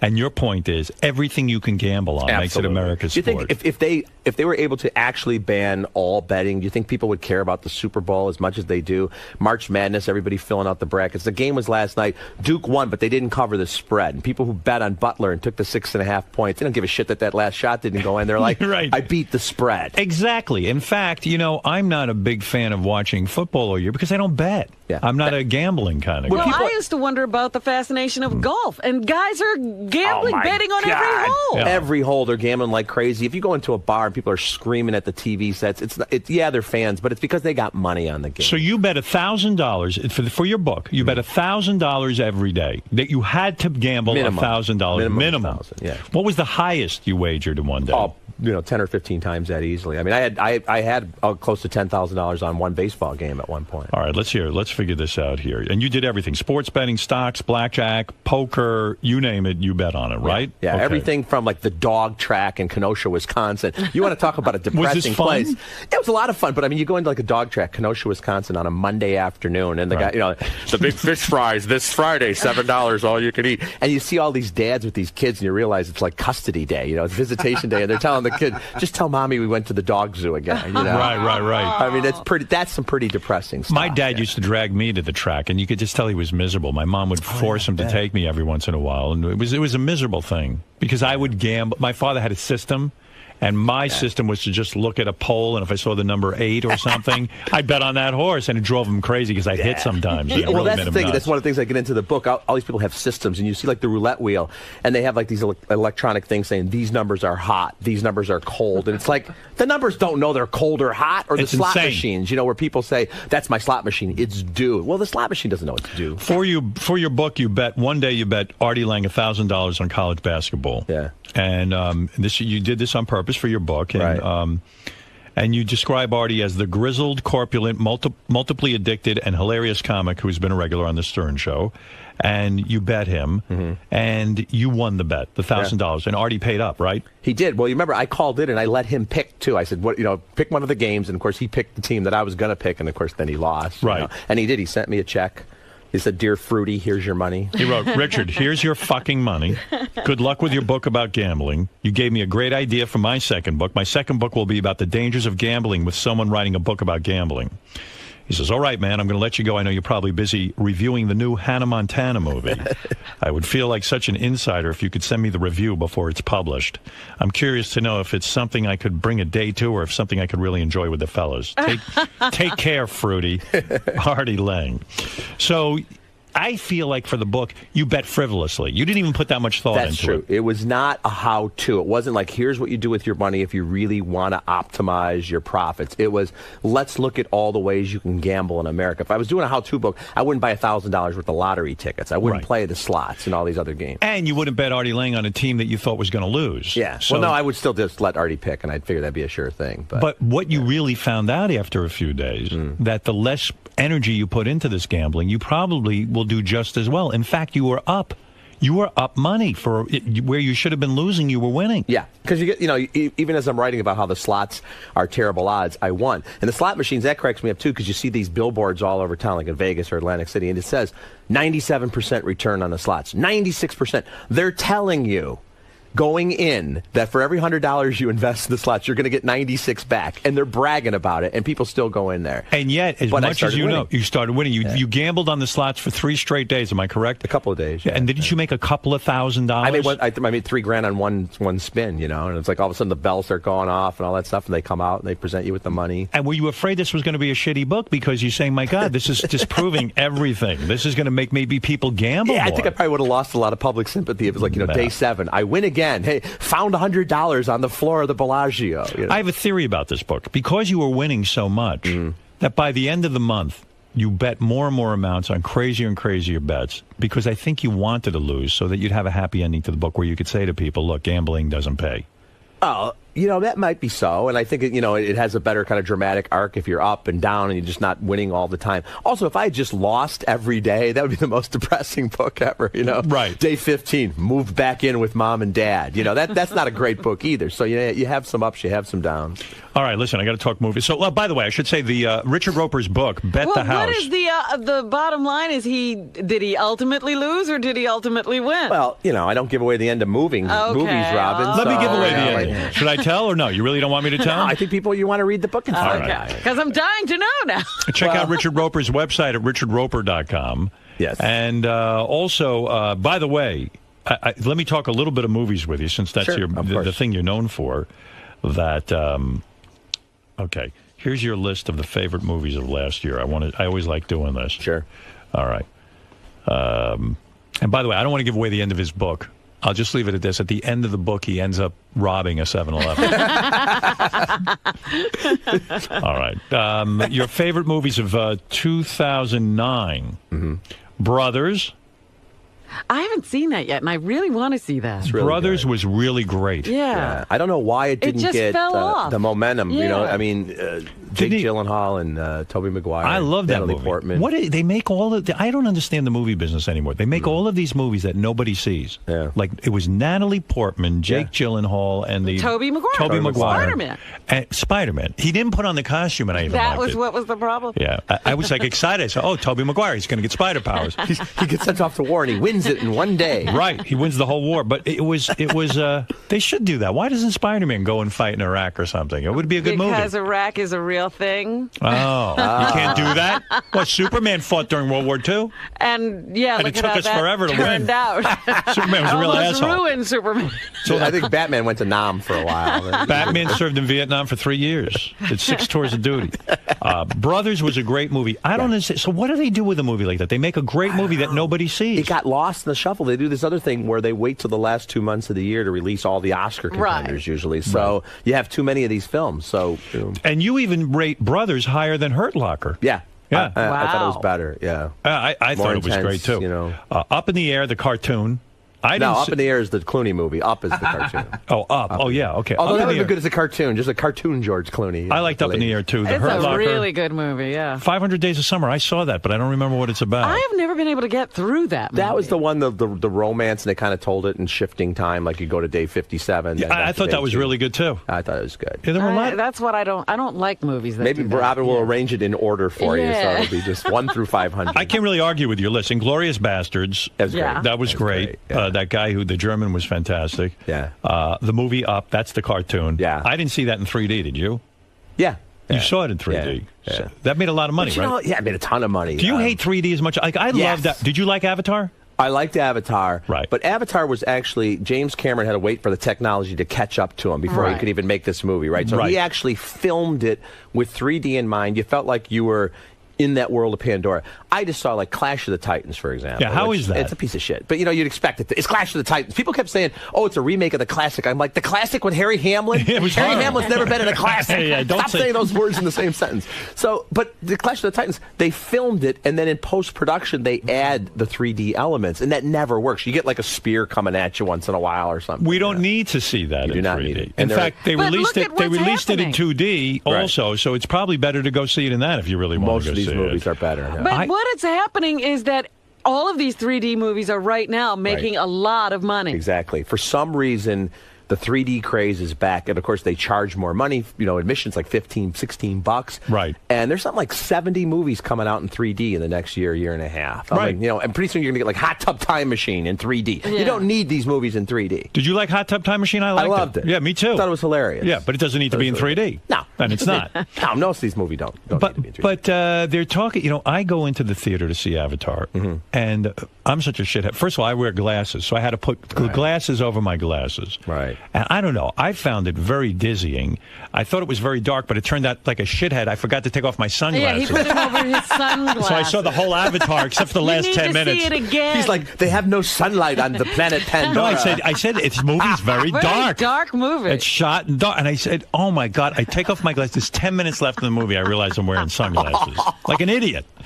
But I like the movie too, but I hope they don't just make everything in 3D. I'm not crazy about it. Well, I mean, the problem is, okay, life's in 3D, but they always have to show you that they have 3D. And in real life, you don't usually have manhole covers flying at you every 7 minutes. So every time it happens, it kind of takes you out of the story. What is it? So Avatar was number 7. Number 8 was Adventureland? I never saw that. What is that? Yeah, that was the one that was set in a theme park. I like in the that 80s movie. with, That was Kristen a good Stewart. movie. Yeah. Kristen Stewart. Kristen Stewart, the girl from the Twilight movies. You think she's hot? Nah, I don't. Yeah, it's not my type. I mean, she's a cute girl, but in a weird way, I think she's unhappy hot. all the time. She seems sad. She's really very dark, very depressed. Yeah. An Education you liked. I liked that too. Great movie. Nice. The Informant. I don't know that one. That was the one with Matt Damon. That's another one where nobody went to see it. He played based on a true story of like this corporate guy that was involved in all this subterfuge and stuff. He was involved in espionage. It's a really good more movie. like corporate, when they were, all He was kinds a of- whistleblower. Yeah, he was a whistleblower who was getting into trouble himself. Right. And Matt Damon was hilarious there. Put on the weight, had the cheesy mustache and the glasses and stuff. And Yeah, I just wanna see that. Really quick and funny. And it's another movie that nobody saw. Nobody saw. They'll release it on DVD and no one will even get it. Right? I think some of these movies sometimes get a second life a little bit on home video or DVD. Is the movie business going to dry up? I mean, because you can't keep making this amount of movies, and the problem is, I think they make too many movies, and they all come out at once, and they all get lost. Is that true? Well, I mean, no. First of all, I don't think the movie business is going to dry up. What's happening now is a lot of people are seeing them instead on demand. You got Netflix and Redbox and all that. But as long as there are teenagers who want to get out of the house, the movie business is always going to thrive. Kids don't go to a movie most of the time; they go to the movies just to get out and socialize. But they don't go to see Brothers. That's the problem. No, they all go. They go see a lot. Whatever the big movie is that opens, it's playing on 8,000 screens when it opens. Did you think Sandra Bullock deserved the Academy Award for as Best Actress for Blindside? No. And I'll tell you why. Go ahead, tell me. Here's why. Yeah. All right, she's good in that movie, but here's the way I look at it. If people always say, well, you can't compare acting styles or performances, apples and oranges. 20 years ago, Meryl Streep, if she'd been a little bit younger, she could have played that role in Blindside. Am I right? Right, yes. You could see her playing that That's mom easily. Right. Could you ever see Sandra Bullock playing Julia Child?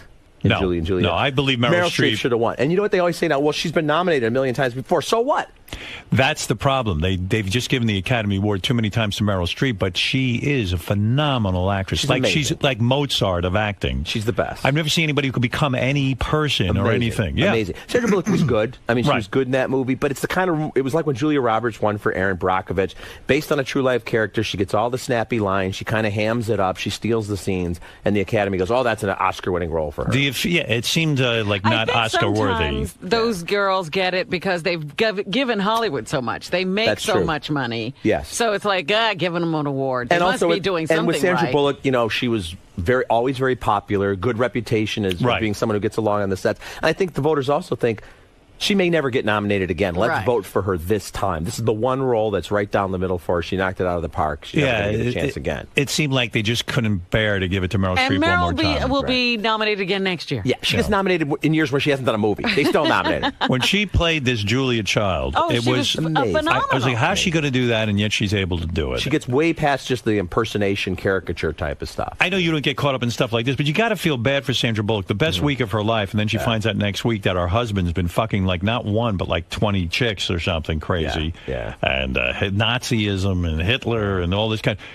She had to know some of this was going on. It's amazing, though. I don't know. I guess she didn't. Well, especially as you've been saying, it's like it's not that she was married, but that she made such a big deal out of it too, and kept talking about I finally found the right guy. And you look at his track record, and you look at the women he's supposedly been with now. She's the one that doesn't fit into the mold. Right. Yeah. How do those they all two look hook the up? same? Yeah. And now he's seeming kind of crazy, running to rehab, then running out of rehab. He seems really off the wall. Are you in the camp that thinks Sandra Bullock should get her head tattooed so that she'd be more likable to him and maybe he wouldn't cheat?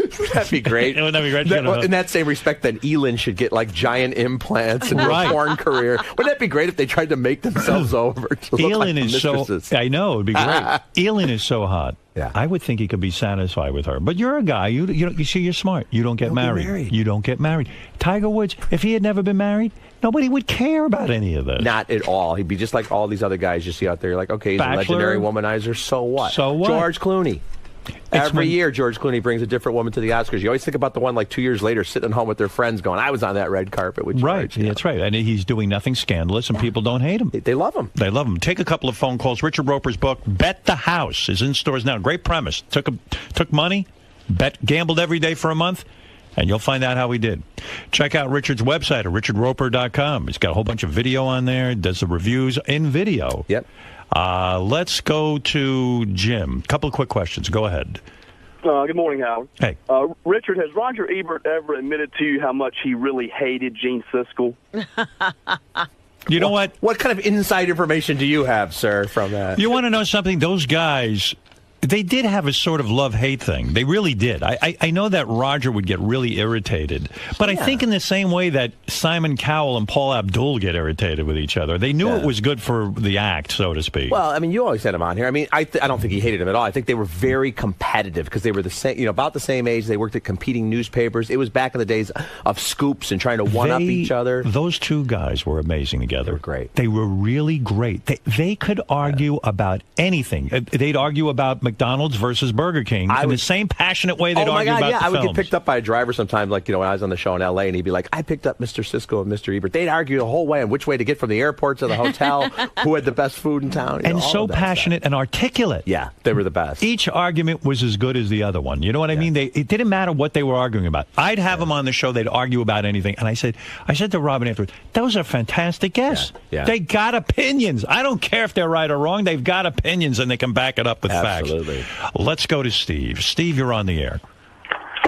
Hey now. Hey now. I just had a comment about you guys always bring up Kathy Bates when you talk about Gabby Sidibe. I don't think she's in the same league at all.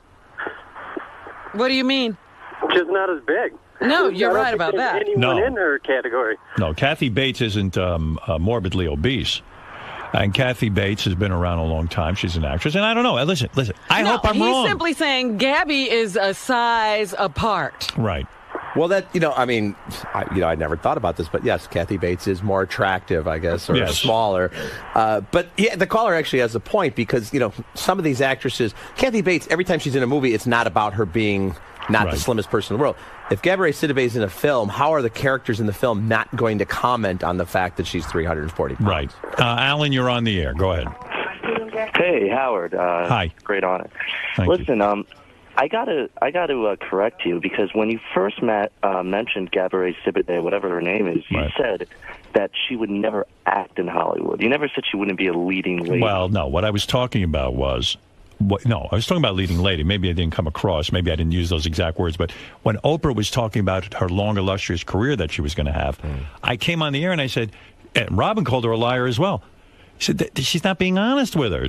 You've got to do something about your weight because take a look at I don't know, maybe there's a different Hollywood let the women on The View see. But illustrious career and standing in the background of a movie are not the same things. And that's what character actors do. They're just there for background for the main character. Yeah, that's what I mean. I mean, listen, she might have some character parts and things. I get it. She could. I hope she does. I could see, she actually seems really charming when you see on these interviews. Maybe she'll get a role on a sitcom, but she'll be the next door neighbor. Yeah, I just didn't like being painted as her enemy. I'm pulling for her. I hope I hope Hollywood embraces her. I don't have anything against her. Stephanie, you're on the air. Hello. Hi. Hi, Howard. Richard is actually on WLS radio now. Right. And he follows Mancow and Rush Limbaugh. Mancow's on WLS? Mancow's been fired from WLS, actually. And Rush Limbaugh. But Rush Limbaugh is on. He's been on that station he was on there when I was on there the first time I was on WLS in like the 90s. But isn't he a good lead-in? I mean, he gets ratings, right? Well, it's so funny. People say this all the time now, too. It's like, I just went on the Fox News Channel to promote my book, and people are like, how would you go on the Fox News Channel? And I'm like, well, what are you supposed to do? Just go on the shows or the stations or the newspapers or whatever where you agree with everybody and you're lockstep, so if there's conservatives on there. The whole station leans to the right. The whole station. From the morning till the end. I'm aware of that. I live in Chicago. I've lived there my whole life. I'm aware of what the station is. But what is your point, Stephanie, that he shouldn't be on a station that leans to the right?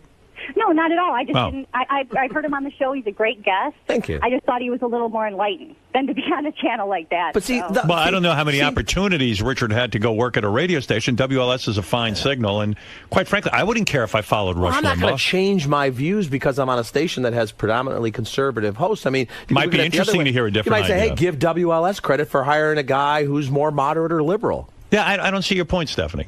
I'm not a Limbaugh fan. I don't really listen to his show, but I wouldn't prevent. I don't think I'd care if I was on the same station as Rush Limbaugh. And if he says something I disagree with, I'll still write in my column, hey, Limbaugh's nuts about this. Listen, I'm on Sirius. There's a couple of assholes on here that I'd like to see leave. Realistically, Howard, no one other than leaning to the right listens to that channel because it is so one way. So I mean, you can have a different view, but no one else is going to hear it. So. Well, let me tell you something. Wouldn't you like to think that I would bring a new group of course, listen, over? I'll tell you something about radio because I know a little bit about this topic. I'd go on stations that played music that had nothing to do with what I did. I didn't sit and worry about what was on the rest of the station. I went on, I did the best show I could, and my audience found me.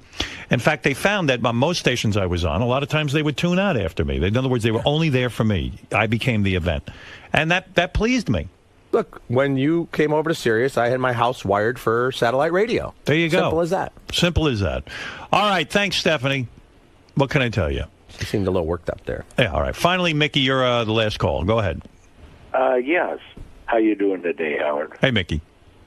Hey, I wanted to talk to you and Mr. Roper about the Hurt Locker. And if you're familiar, it seemed like it only got press in Detroit because Veteran, who the movie is about, they're not giving him a penny. He's retained the prominent Detroit attorney, Jeffrey Feiger, I'm sure on contingency. By the way, Jeffrey Feiger is the brother of the lead singer of The Knack who recently died. Yes, correct. See the trivia I know? Well done. He's a Feiger. You're very familiar with the Detroit area, I know, and I'm sure it's on contingency, and he wouldn't have taken the case, but... The guy claims that Hurt Locker was his story and it was stolen from him? Is that what you're saying? The guy... I don't know anything about it. Do you know anything about that? I mean, there was a magazine article written, but the guy, I think his name is Mark Bohl, who wrote the script, he was a journalist who was embedded with the troops, so I think part of, it's different elements. This happens almost any time there's a movie that does well or wins awards. Somebody says, that was my story, or I had that script. I mean, that's why. So they got to work it out legally, Mickey. The guy was a journalist, and he followed him around. And at the beginning, they even used his call sign, and then they changed a couple little things. And it's kind of like the same thing you're going through, Howard, with that, are you smarter than a fifth grader? Well, I'm not going through anything because I didn't sue over it. I just know I could win the case. I have tape of me doing it way many years before they did it, and we aired it on TV regularly. But I don't know. I don't know what his claim is. I don't know much about him. All right. Thanks, Mickey. Okay. All right. I don't care. Well, I mean, you look at The Blind Side. It was a book about this guy who's now an actual football player. He plays for the Baltimore Ravens. That's his story, but it's based on a book. I mean, where did he get paid and all of that? Yeah. I don't know. All right. Anyway, Richard's book, Bet the House. Sounds like an interesting book. I will read it. Thank you, Howard. I will read it. And believe me, you know me. I'm almost illiterate. Bet the House is in stores now. And check out Richard's website at richardroper.com. If you're in the Chicago area, check him out in the afternoons. On WLS? On WLS. What is it, Ralph? I know you have the last word. Go ahead. Richard, do you believe that Catherine Bigelow won because she's a woman for Best Director? I believe it might have been a factor. Hollywood likes to pat itself on the back. I also believe that James Cameron should have won for Best Director. Usually Best Director and Best Film should go hand in hand. In this case, as we were talking about, James Cameron reinvented the technology. That was a true directorial achievement. I think he should have won for Best Director. But who told the better story? I think The Hurt Locker was a better story. I see. I think The Hurt Locker was a better story. Didn't you think Shutter Island was brilliant? Yeah, I love Shutter Island. Great, right? How come that's not in your top 10? Because it came out this year. Oh, came out in 2010. But it's the best movie so far in 2010. Do you think that will win an Academy Award? No. It will not. Critics are split on that, but I thought it was too early, too. Yeah, and it came out too early, Ralph. It's not an Academy Award kind of film. Yes, it is. It's too much. It's too much of a thriller, dark, twisty type stuff. Usually, I haven't seen it. I missed that one. It's delicious. I can't love wait. it. DiCaprio's amazing. Leonardo DiCaprio. What that a kid. great actor. When's it come out on DVD? Soon. Good. I need to see that quickly. Yeah, Leo's surprising. Like for a guy with the matinee idol looks, he's a really fine actor. He really is. So what should have won Best Picture? I love The Hurt Locker. I thought Inglourious Bastards could have won it. So they got it backwards. Yeah. You're saying the Best Picture should have been The Hurt Locker, and that the Best Director should have been James Cameron. I thought Cameron should have won. And then, the other thing, too, is I don't know if he's the most popular guy in Hollywood. I mean, his movies make a lot of money, but, that whole King of the World type stuff, I think people say enough with the... Do you, what do you do Academy Award night? Is that your big night? Do you get dressed up? And I've gone there for years and years, but you know how that you is. go there? Yeah. And what do you do there? Yeah, but it's so funny because the press, they make us dress up, which is really weird because when you cover like basketball games, you don't have to put on a basketball uniform. Right. You have to wear the tux and everything. At the Academy Awards, you're like backstage, Right. They bring you back, you always see the Oscar winners backstage and posing in front of the curtains with the Academy logo. That's where we're at. Yeah, so why do you need to be in a tuxedo? So you're watching it. Yeah, I don't know. To add to the glamour of the evening? And the other thing that cracks what did you wear? Did you wear a special outfit? Yeah, you wear like that. You're a stylist. And you see like these, these reporters from like Access Hollywood and everything. They walk the red carpet beforehand. They show up real early. In fact, you mentioned Ernest Borgnine. He shows up like 4 hours early for the Academy Awards every year because then he knows they'll interview him. Here comes Ernest Borgnine. so he's not even going into the Academy Awards. He just wants to be interviewed. Ernie just shows up. He looks great. He's like 98 or whatever. Isn't that weird? That's a little embarrassing, right? To show up at the Academy Awards when you're not up for an award. They're going to let him in. As long as you've won the Oscar, I think you're always welcome there. I see. I guess if I wasn't nominated, I wouldn't show up. I mean, it's kind of weird. But you know what? We covered the Academy Awards one year, and I remember now, we dressed up. You were in a tux. We sat in the we didn't want to stick out. Listen, they were ready to throw us out. How was I going to get in there? I flew all the way to California to do a show from there. They were going to throw me right out. I think you have to. Hey, currently, how many women think that you are that they're exclusive to you, and that they are your exclusive girlfriend? I just got out of here. How many women are you working right now? That chick he had was hot. And he dumped her. Well, you could go find her now because he doesn't have her anymore. Yeah, where is she? What is she doing now, that girl? Because there's a lot of guys we know who would like to date her. I don't know. Is she mad at you? No, that was a long time ago. Did you dump her? Did she dump you? Yeah, these things, Ralph. Who can remember? He dumped her, I heard. Don't worry, I found out. Who can recall these things? That was a long time ago. Wasn't she into some wild stuff, too? Yeah. I don't remember anything. Why are you afraid to talk about sex? Not afraid. Why am I smart enough not to talk about it? On your new radio show, will you talk about your sexual liaisons, and will you talk about the women you're dating? Yes, just like Rush Limbaugh does. If he did, it'd be a lot more. I'd tune in. That'd be awesome. Absolutely. Maybe not so.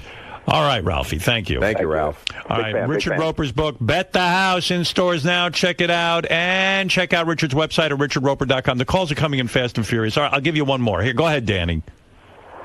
Hey. Hey. I just wanted to say about your little comment about gamblers are the only ones that are watching sports because, they got an issue with making money. And, man, I have never in my life, and the people that I hang out with have never bet on any game. I watch it because I truly enjoy it. Yeah, no, listen, there are people. Of course, that's not what I said. My little comment was that a lot of people bet on sports. That a lot of sports are about gambling. Like Ralph, who was just on the phone, I know, for example, he loves football because he can gamble on it. Absolutely. And there are a lot of people like that. All right, man. Well, I just wanted to... They complain that it's not fun unless they have a bet on it. Yeah, I mean, I'm a sports fan, too. I can watch, the Chicago White Sox or the Bears without having a bet on it. I can go to the games, but... I can go watch a Little League game and get complete pleasure out of that, just seeing guys trying to hit a ball. It's just fun. Yeah, but I mean, for the most part, I think most people... Even people that say they don't gamble, they gamble. They fantasy baseball, March Madness, the Super Bowl square pools. All that's gambling. Right. Well, I think your book will tap into all of that. I hope so. Let's see. Let's hope. All right.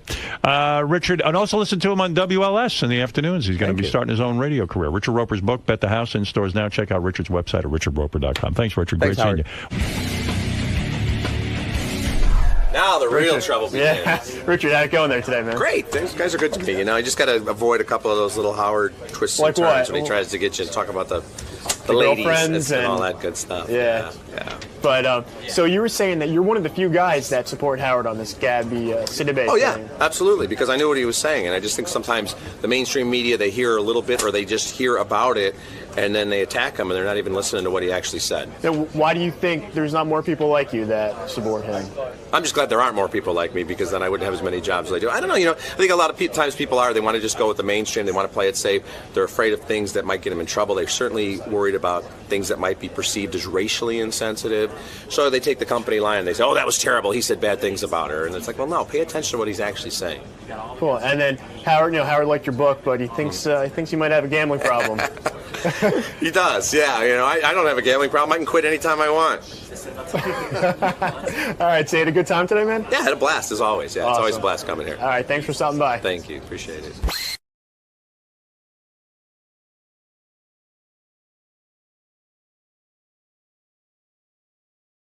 How you doing, man? All right, a bit knackered. You excited to be on the show today? Yeah, I am, yeah. I'm sort of a little bit nervous, but excited and all. Nervous? Why are you nervous? Well, because, sometimes I'm used to being in environments I'm in control of, like just sitting gently in the back of a car, or perhaps at a city farm experience, talking to calves. Gotcha. But, so what are you going to be talking about today? I don't know, because I'll be led by the questions, won't I? I'll just be responsive. So you're going to let Howard take full control? Yeah, I think that's the only way to respond in a situation like that, right? Yeah, pretty much. All right, Not with sort of limp, flaccid passivity like a cadaver, but more like, not a floundering, overly twitchy individual either. So you'll feel it out? Yeah, I think I'll just be, sort of polite, like if I was a guest at perhaps your home. Yeah. If you was kind enough to invite me round, I wouldn't start saying, Leah, what's on the telly? I'd just go with the flow. Cool. All right, man. Well, have fun in there today. Thank you very much. Is that light necessary with all this illumination? Yeah, because the lights up top, they'll throw shadows down. And then I'd look haunting and gaunt. Yes. You look much better like this. Yeah? Can you flip me over? Because I'll tell you what. Oh, no, not bad, right? I see what you're doing. Fair enough. All right, man. We'll see you in there. Cheers, mate. See you in a bit. All right, Russell Brand is a British guy. He was just in the movie Sarah Marshall, Finding Sarah Marshall, or Getting Over Sarah Marshall. I just saw it. It was really good. He was a host of the VMA Awards, and he's from England. His movie career's kind of taken off, and he's a wild character. Hey, how you doing? Good to see you. What's happening, man? Enjoyed you in that movie. Did you, mate? Thank you, Howard. Cheers. Sarah Marshall. Cheers. That was the one, yeah. Yeah. That was good. Good job. Thank you. I'll try my hardest. Yeah, and you're hosting the Video Music Awards again. Oh, I don't know about that. That's not been confirmed in any real way. It hasn't? I was going to say, are you serious? I don't know. Did you? And I was shocked to read about you that did you come up through radio? I did. I'm a stand-up comedian primarily, but I did do a lot of radio also. But you had a tough childhood. Your mom was sick your entire childhood, 3 bouts of cancer, and you were molested as a kid? There was all sorts of rhubarb went on. Yeah, there was a lot of trauma and hullabaloo, but in the end I laughed my way out of it. Who molested you? A family member? No, good Lord, no, they were a lovely bunch. No, Christmases were a bit tough, but it was never molestation would be a harsh way to describe it. No, but that's a very traumatic thing. You don't think that it's funny. I mean, but like, I sort of think once you've got an option of how to respond to something like that, you could, I sort of think, you might as well have a bit of a chuckle about it, otherwise it becomes relentless and I understand that, but when you described what was it, a neighbour or something? How old were you? About 7. Some neighbour got involved. What it was is he tried to sort of play it like it was a reward system for like having responded well to some information about arithmetic. He tried to pass it off like it was like this is what you get when you do a good job. Your neighbor would say to you, gee, I have something special for you because you're a good little boy. Because you're doing well. You're doing well in school and this and that. And what I'm going to do, I'm going to give you a treat. I'm going to stick my hand up your ass. Not the entire hand, but certainly a digit. But nonetheless, that is no reward system. It didn't encourage me. I'm terrible at maths now. Let me reenact it. In other words, I don't want to reenact it, Howard. It was awful. It was bad enough the first time. What's 8 times 7? No, don't touch me. I'll do whatever you say. No, but that is traumatic. I mean, you were a young kid. Your parents couldn't protect you. You didn't go to them.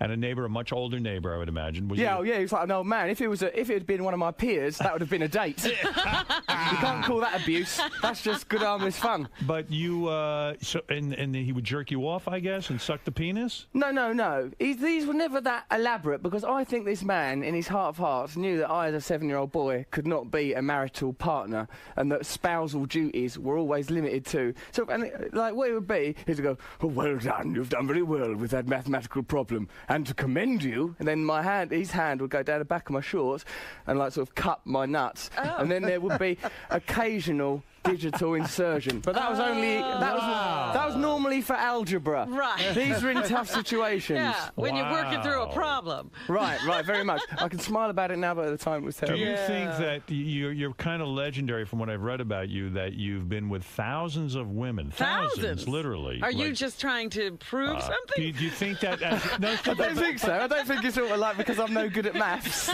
But wait, Russell, is it because you think...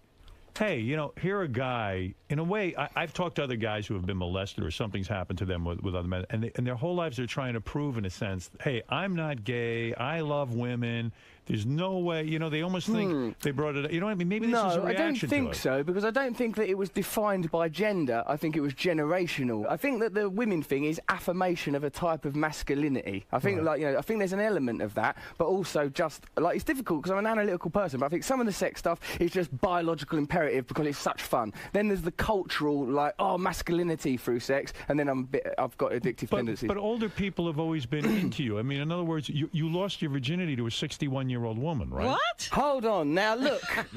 You're making me come across as some sort of charity for the elderly. No, wait. Come on. Were you sort of taken advantage of by adults? Really? How old were you when you banged a 61-year-old woman? When I was about 19, there was a romantic liaison with a lady that was a little bit older, but that was 61. Well, Not that was, a little bit older. She wasn't 61. I think she was probably in her 50s, and I certainly wouldn't class that as abuse. That was just when dates go wrong. I don't say abuse. I'm just saying that it's a weird. Did you lose your virginity to her or no? No. I'd already lost my virginity to some prostitutes in Hong Kong when I was 16. That's a weird thing too. That is unusual. Your mom had already died, I guess, right? No. My mum lives still on. alive. She thrives.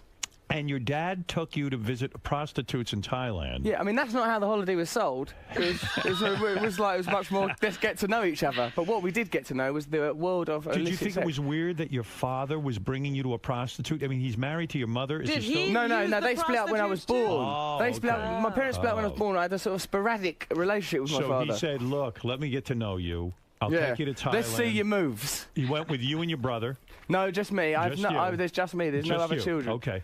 And you go to Thailand with your dad, who you kind of know, you haven't had a close relationship with, and he takes you to a brothel. He takes you to see hookers. Yeah. And you're fucking hookers with your dad in the room? That is an accurate portrayal of events. Wow. Yeah, that you was don't unusual. think that screwed your head up? Well, who's to say? I mean, it's difficult because I've got no frame of reference. You were able to perform with your father watching. I must say that sometimes it was tricky on accounts of, as I said, because fathers generally are quite well endowed. Yes. Not only that, there's a pigmental difference. They tend to have a darker coloured genital region. I've noticed the father I noticed this as a young boy. They're much browner in the genital department. It was off-putting, but the main thing was I was like 16 and there was naked women, so it was very alluring. Where do you go? You go to a house of prostitution in Thailand? No, it starts off, Howard, like you go into like a bar and there's just women dancing in swimsuits. And I was 16, so I was overwhelmed. But bloody hell, there's women in swimsuits. There's women in swimsuits. Are they hot? Yeah, all right, mate. Like sort of beautiful Asian women. Yeah, they were lovely. Right, and then what happens is the women come over and start talking to you, and that was exciting. So I was 16, I'd just been normal school, I didn't have any birds before that. Then the women come back to the hotel every stage. I'm excited. And then it becomes actual sex. But I sort of initially did fall in love with a prostitute. I have to leave now before I fall in love with you, she said, about 4 o'clock in the morning. There was some difficulty getting an erection, probably because my dad was there. Wow. That may have been a contributory factor. Sex too. He had 2 of them, but then he was my dad. So you're in the room with your dad. Yes. And he's banging 2 prostitutes in front of you. And beside me, right beside me. And you've seen his penis and saw his genitals, but like, that wasn't disturbing. Was that weird? What was tough, Howard, right, is like this, to hear sex talk from another person, any other person. Yeah. Not See, nice. I think you're making it a routine at this point, but this is your real life. It's still Russell, a routine. Wait a second. Stop all of this. This is a major thing. I don't know. Your dad is banging prostitutes in a room with you. Later on, you become a heroin addict. That did happen, yes. Yes, for 11 years you suffered. 4 years. 4 years of heroin addiction, but like other drugs, about 11 years. Yeah. And it could have ruined your life. You could have died. You could have, you overcame it. I guess you were on the wagon, yes, right? 6 years. Congratulations. Cheers. But it is very difficult. Don't you think all of this frenzy, carrying on with thousands of women and heroin and all of it is a reaction to this bizarre child? This is a bizarre childhood, isn't it? Well, yes, some of it was quite bizarre, but like everyone was trying their best, and who knows what it would have turned out like. It's worked out sort of all right, really. I mean, undoubtedly. Has it? To go through heroin use and all of that? I mean, has it really worked out okay? he's talking about on the other side now. On the other side now, 6 years clean, everything's all right. Yeah. I'm How'd having you a get nice clean? time. Yeah, I had to go into rehab. 3 months, yeah. 3 months. Tell yeah, 3 Artie months he in has rehab. to go away for 3 months. Artie, I've been clean for 3 months. Artie, one day at a time, mate. Good, best of luck with it all. Thank you. No, I mean, nasty business. It is. How do you get into heroin? I mean, that's a dangerous thing. That's a hardcore drug. With me, it was a very cliched descent into addiction. Started off like just smoking pot a lot and drinking a lot of booze, and then like that stopped doing the job. I wanted oblivion, just to obliterate all thought, just to blanket out all awareness, and eventually heroin is the one job that does that. It smashes you into a womb, a loss of thought, absolute nothingness, a brown, comfortable blanket of nothingness. Would you snort it or shoot it? No. In the UK, it's very fashionable to smoke it off a foil with crack, which is the way that I used it. I see. And you become horribly addicted to this. And do you have a career at that point? Were you on the radio? It was impeded. I was working at MTV at that time. Okay. And like that, but it was like hectic. That's how I had the money to afford my habit. It was like because I was doing sort of like TV presenting. Would MTV pay you a lot of money in England? Here they're infamously cheap in the United States, and I imagine in England it's a smaller It's market. not loads of money, mate. But before that, I was on welfare and signing on and stuff. Wow. So for me, it was a lot of money. A big deal, right? Yeah. So this is some background you have. I mean, it's quite incredible. And you've written a book about your life? Yeah, my bookie wook, it is called. It's called Bookie Wookie. My bookie wook. Bookie Wook. My Bookie Wook. My Bookie Wook. That's what it's called, Howard. Yeah, Russell Brand's book, My Bookie Wook, hits stores today, and this is all about And does your it talk life. about all of this Yeah, stuff? absolutely. Otherwise, I'd be embarrassed to talk about it on here. You might keep that quiet. When you were saying that stuff, I thought it is in that book. So what can I tell you? You know what I mean? So Did you bang any of the women in Forgetting Sarah Marshall for real? They were very attractive girls. No. Like I was unable to, Howard, and it weren't for want to try. And let me tell you, I was 3 months on that island. It was very challenging. Attractive girls. In Beautiful. That movie. Mila Kunis, incredible. She, of course, goes out with Home Alone star Macaulay Culkin. So have that. Really? Yeah, well, there it is. That's who she's with? That's who she's having. He was hanging around on the He's set? a nice lad and everything, but he's the lad out of Home Alone. He's Right. going out with Mila Kunis. She's a sexually active woman. You know, I don't know. Let me ask you something. You said when you were addicted to heroin. Yes. I don't know if this is in your book or not.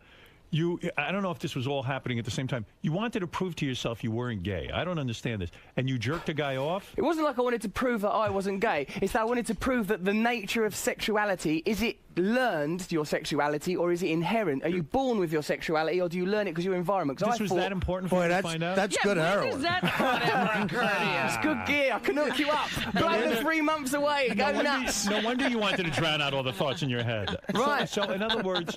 But I did a lot of things. It was for the telly, Howard. I was nuts. I'd do anything to get outside of it. Another episode, I had a bath with a homeless bloke. I thought, oh, why is there such a problem as homelessness? It's because we think they're dirty. Let's get a homeless person, live in my house. I'll have a bath with him. He had all ulcerated legs, pus swimming out into the bathroom or in bathed clouds. with him? Bathed with him. That was Why? one episode. Why? To prove that, well, it's because I was on drugs. But the logic that I sold the TV company was, it's because we think that homeless people are different from us, that they're dirty, that we hold them arm's length, that we don't address the problem. So you jerked the guy off on TV? Right, and the logic behind that one... You beat the guy off on TV?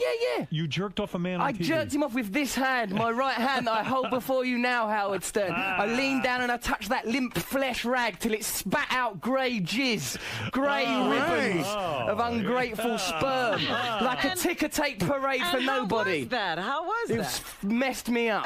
I didn't enjoy it, Robin. I've got to tell you, it was unpleasant. I Really? didn't like it. It was anathema. Who was the guy? He was called Gary. I met him in a gay bar in Soho in London. Right? Gary Carter? That's the fella. No, Gary Carter. Seriously, no, it was a guy named Gary. A guy called Gary. We went into this gay bar. We just went up to him. Goes, oh, we're making a documentary to see, is sexuality inherent or is it learned? Do you want me to go and wank you off? That's English for jerk off. Wank you off in the toilet. And he went, yeah. Then we went into the toilet. The cameraman held the camera. How and long did it take for him to come? Initially I was reluctant, right? 'Cause I was sort of half-heartedly doing it, but you've got to get all the way in the bed. You can't sort of, so I was doing it sort of tentatively. Did you use lube? No, I just used my hand and what God gave me. And then he goes, can I touch yours as well? And I goes, oh, fuck off, mate, give us a break. And then the director of the programme goes, go on, Russell, it'll be funny. And because of it'll be funny, that's got me into all sorts of shit all through my life. So I pulled down my trousers and pants, and there my genitals were, like, all sort of limp and rubbish. And he sort of started mauling at them. But then there's some egocentric pride kicked in, and even though I'm not gay, I still thought, I want to be good at wanking off this guy. Wow. So I committed to it, and, he finished, and then it's, as I say, he spat his seed, and that was the So, but end of the other than scenario. that, that's the only gay experience. Yeah, other than that, mate. Did you get excited at all? No, I found it very, very unpleasant. It so it shows to me that... So you never came from it? Oh, God, no, it didn't. It was like, I looked at my genitals, they looked like someone else's, all sort of like Play-Doh, just sort of like chicken skin. Well, that's a good sign. But you've had you've done it all with women. You've had famous women. You've certainly... Here, I'll tell you your What resume. famous women? This is my resume. Let's see. You had Kate Moss. That's great. There were liaisons. Of course, I don't like to hurt people's feelings by being explicit. But boy, that's got to be great. She's like a magical fairy person. I bet. I mean, to see her naked, she is beautiful, stunning woman. I mean, sounds like she's got her drug problems too, but... I don't know about all that, Howard. She said, I don't know about that, mate, but like she was very beautiful. How long did you bang her for? I only saw her a few times. Remember, this was like the precipice of becoming famous. I just got a phone call, she would like to go, would you want to meet Kate Moss? She called you? Someone called on behalf of her. Wow. And I said, yeah, I would like to meet her. Met her on several occasions, but it was like going out with Elvis. It didn't sort of make sense. I couldn't assimilate it into my Were you on drugs at that time? No, I was clean. You were clean, okay. Yeah. You hooked up with Amy Winehouse? No, there was nothing. Amy's a friend of mine, there's been no monkey What's going to be with her? Do you think she's going to make it? She needs to, I think she's such a talented person. I think she'll be all right. She is talented, no question, but is her demons, are her demons so strong that she'll never survive it? I mean, it seems to me... I think it's difficult. Hopefully, she's got so much talent. I just hope that she, I hope she will be all right. But she seems horribly addicted. Are you in touch with her? Yeah, she's my mate. Yeah. Courtney Love, too, another... She's, again, a friend. There's been no... Never banged her? Well, actually, no, Howard. No, we're friends. It's hard to go from Kate Moss to Courtney, isn't it? But they all have their qualities. I mean, there's a whole bunch of girls now. I mean, so far you've only hit on one that he's done anything with. I don't know. Besides talk. Yeah, you got any other good Now ones? listen, Robin, I didn't make these claims. I didn't swagger in here like a pirate and say I've had sex with loads of famous women. I sat here quietly and talked about sexual abuse in a very sensible fashion for 20 minutes, then was hit with a list. Well, I mean, there's so Grey many... jizz, everything we covered. I mean, Grey jizz popped up, yes. Here's a sex story about you. Tell me if it's true or false, because your book sounds like it's quite interesting. You had sex with a stripper in your apartment. You've had many hookers. You enjoy hookers? Yes, I did sleep with a lot of prostitutes, yes. You did. You like paying for it? It's not that I like paying for it. It's just sometimes you sort of, as a younger man, I sort of didn't have the wherewithal to seduce women. And sometimes, you want the final product without so much of the heartache and agony of revealing that you How much money is a hooker in England? Well, it varies. I mean, you can spend as little as £30, which is like sort of $50, but then you're getting an experience that will make you feel you're involved in the sex trade. But for more money, you can have like a wonderful, magical illusion and a distraction. I must say, I don't get involved with that sort of business you now. guys have a lot in common. Artie goes to hookers as well. Hold on, I don't go to prostitutes anymore. Not since I've been clean and serene. It goes hand in hand with heroin. It does. I think. Yeah. Well, Artie is actually kind of falling in love with one of his prostitutes. She doesn't charge him anymore. That's magical that's happened to you. Well, it was very special what we have. Yes, as a matter of fact, it did. I did feel like one feels if you cross that line, once you break down that financial boundary, you do feel like Christopher Columbus discovering new countries. Yeah, no, it's a big deal. It's a big deal because that's their livelihood, isn't it? Sure. It's not like getting a free meal in a restaurant. It's better.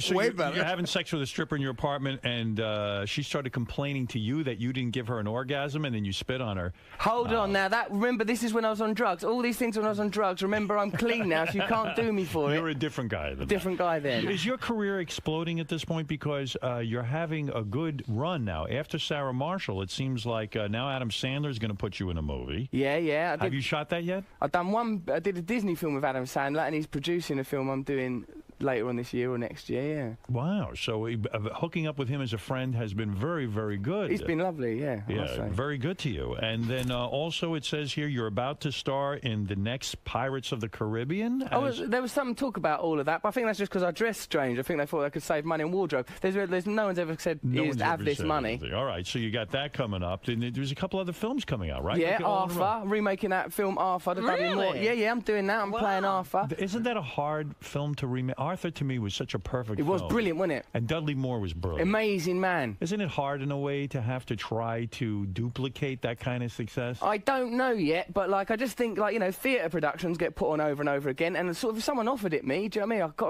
all right, I'm well up for it. Are you a millionaire at this point? Yes. You are? Wow. Yeah, Did you make millions in England? England, the bookie work sold loads, and I do stand-up. I'm a stand-up comic, and you get a lot of money for that. Right, wow, good for you. Well, Cheers, it sounds great. Russell will be signing So now copies. you're here to conquer America? Just come over here to, just try my hardest. Be nice, keep out of mischief. Who are you with now? Who are you banging? I don't have girlfriends. It's not in keeping with my lifestyle. I just sort of try and meet people and have liaisons and quest for love and salvation. No, but do you ever get into a long-term thing with No, them? it never happens. You never fall in love? I do regularly, yeah, but it doesn't has no longevity. I'm not talking about lust. I'm talking about love as well. I look at women sometimes you think, once you don't believe in God anymore, what's left? There's only love. And I kind of believe in universal love, but also sometimes you think a woman can save you. That's what I think, a woman can save me. And I believe in it, but then it passes. I see. But Russell, it's almost like your character in the movie. It is. They based it on me. They changed it. What has your longest relationship been with? Well, just sort of, they maybe sort of a few months, 6 months here and there. Yeah, I find it hard to maintain. To stay maintained. Yes, exactly. Well, who do you hang out with? You got guy friends? Yeah, loads. I hang around with my mates all the time, and I've got female friends as well. But it's just I find it hard to be in a conventional relationship. Why did Bob Geldof call you a cunt? I think he felt that I was one. I guess. I mean, but I had I messed him up for it though. He goes right. Here he goes. I was hosting the NME Awards in London. He goes, Russell Brand, what a cunt, right? And I goes, Bob Geldof there. Right now, where was my brilliant comeback? He may have what did he say? I don't like Mondays. Oh yeah. No wonder he's such an expert on famine. He's been dining out on I don't like Mondays for 30 years. And not bad, right? One hit. No, that was a retrospective. That's what I hit him back with after the cunt thing. Well, listen, you're on a roll. Can I ask a question? Yeah, sure. Go ahead. I got a question because there's one thing I read that Russell did, and I want to know if when you did this, were you on drugs or not? Go on, mate. Did you, after 9/11, the next day, you came in just as Osama bin Laden? Yeah, I was on crack then, mate. Were you? Yeah, so don't carve me up for that. I was on crack, and also it's just because everything was going so mad, I just thought, sort of blew me away a little bit. You were working that at was MTV at the time. You were on crack, and it was the day after 9/11. Yeah, it was. And so you dressed up as Osama bin Laden. Yeah, that was very, very. I didn't mean no disrespect to anyone, but I was on crack, and it was just like everything was going a bit hectic. And I took my drug dealer to work that day as well, and he was there in the building with me. It was a lot of madness. Did you get fired for that? Yeah, I did. You they lost sacked your me. job. So I paid the price. You've already paid for that. In a way, they encouraged you to be outrageous, and then you were outrageous, and they fired you. Go on, go crazy. Not that crazy. Get out. Right. Yeah. That's the problem I have. That's the game. That's not fair to someone who you encourage to be wild. Yeah, they mislead you. They laugh at you, and then once a whistle glass gets broken, where are they? Well, do you think you know the boundaries now? Do you think you know how to play within a certain, or you're likely to do this again? I want to be successful because I've got ambitions and all that sort of stuff, but I don't want to compromise so that there's no point in doing it anymore. So I'm not myself no more. It's a tightrope act, isn't it? But I don't know. I mean, all my life there's been aggro. So if there's problems in my career, it's just the same as when I was a kid. So I can take it. Well, I'll tell you, Russell, I wish you luck with the new book. It's called My Bookie Wook.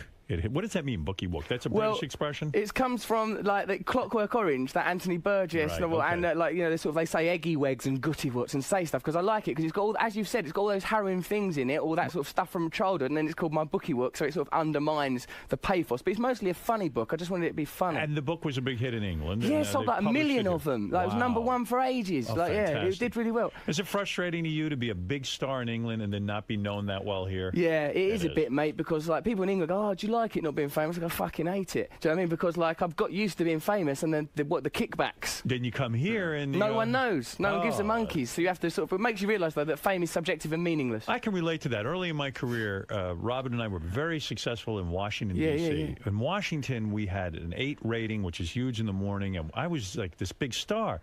And then I'd come to New York to visit my family, and no one knew who I was. Yeah, it was like you didn't even exist. And I said, gee, that sucks. I mean, I got to get to New York so people will see that I'm somebody. It really was very frustrating to me. Right. Do you find a difference between American women and British women?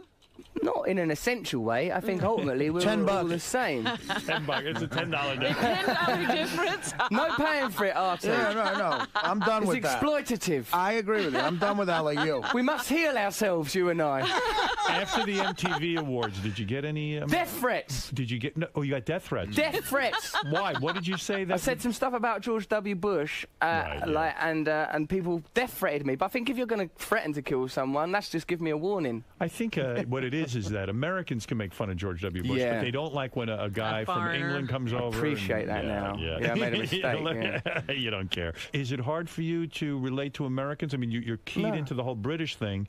Is it hard to come over here and translate? I don't think so, because I think things that are really funny are universal. Of course, there's different cultural references, but no, it isn't. It works I out love fine. It. And no one has problems understanding you. Nah. Because, Really? because I go into an archaic Victorian, oh, hello, darling, nice to see you, you know, sort of go into Dickensian language. People like it. It's How long is your show? An hour? Hour and a half. Hour and a half. You get up there, you talk, you got the microphone, and you let it go. Tell some stories that's prepared, and then improvise as well, and see how it goes. You know. Very good. And you like this stand-up thing? I live for it. It's my life. You love it. Yeah, Because you hear so many stand-up comedians go, "Oh, it's torture. I Get hate me it. off I the can't. I road." got to get me off the road. I want to be something else. I want to be a." You know, you like it. You like because it. you've got an audience there. There's no censorship. You can do whatever you want to do. You're free in a room with people. You can see their eyes. They can touch you. After the show, you can seduce them. It's magical. Who was your inspiration growing up in Pryor, Bill, like when I no, this is when I was older, but like you know, the comedians are my Richard Pryor, Lenny Bruce, Bill Hicks. When I was a kid, though, it's like more English comedy, 40 Towers, things like that. I see. And how old were you when you got up on a stage for the first time? 15. I'd done a school play at my normal school that I went to, Bugsy Malone. I was fat when I was a little kid, and I played like Fat Sam in Bugsy Malone. And when do you say I'm going to go try stand-up comedy? That's a ballsy move. When after that, I got a grant to go to a drama school. I got thrown out of that drama school because I was a drug addict and I was crazy. And then I started doing stand-up because you're not dependent on anyone else. You can do it on your own. And you tried it. At first, was it difficult? Really hard, and I was bad at it because I was on drugs. So I did crazy things. Used to talk about very controversial things and got into fights.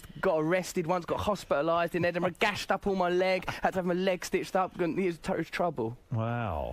And you're not banging anyone here in America right now? Well, yeah, I am. Actually, as a matter of fact, some really beautiful people. And you went to rehab not only for drugs, but for sex addiction. That's a different world.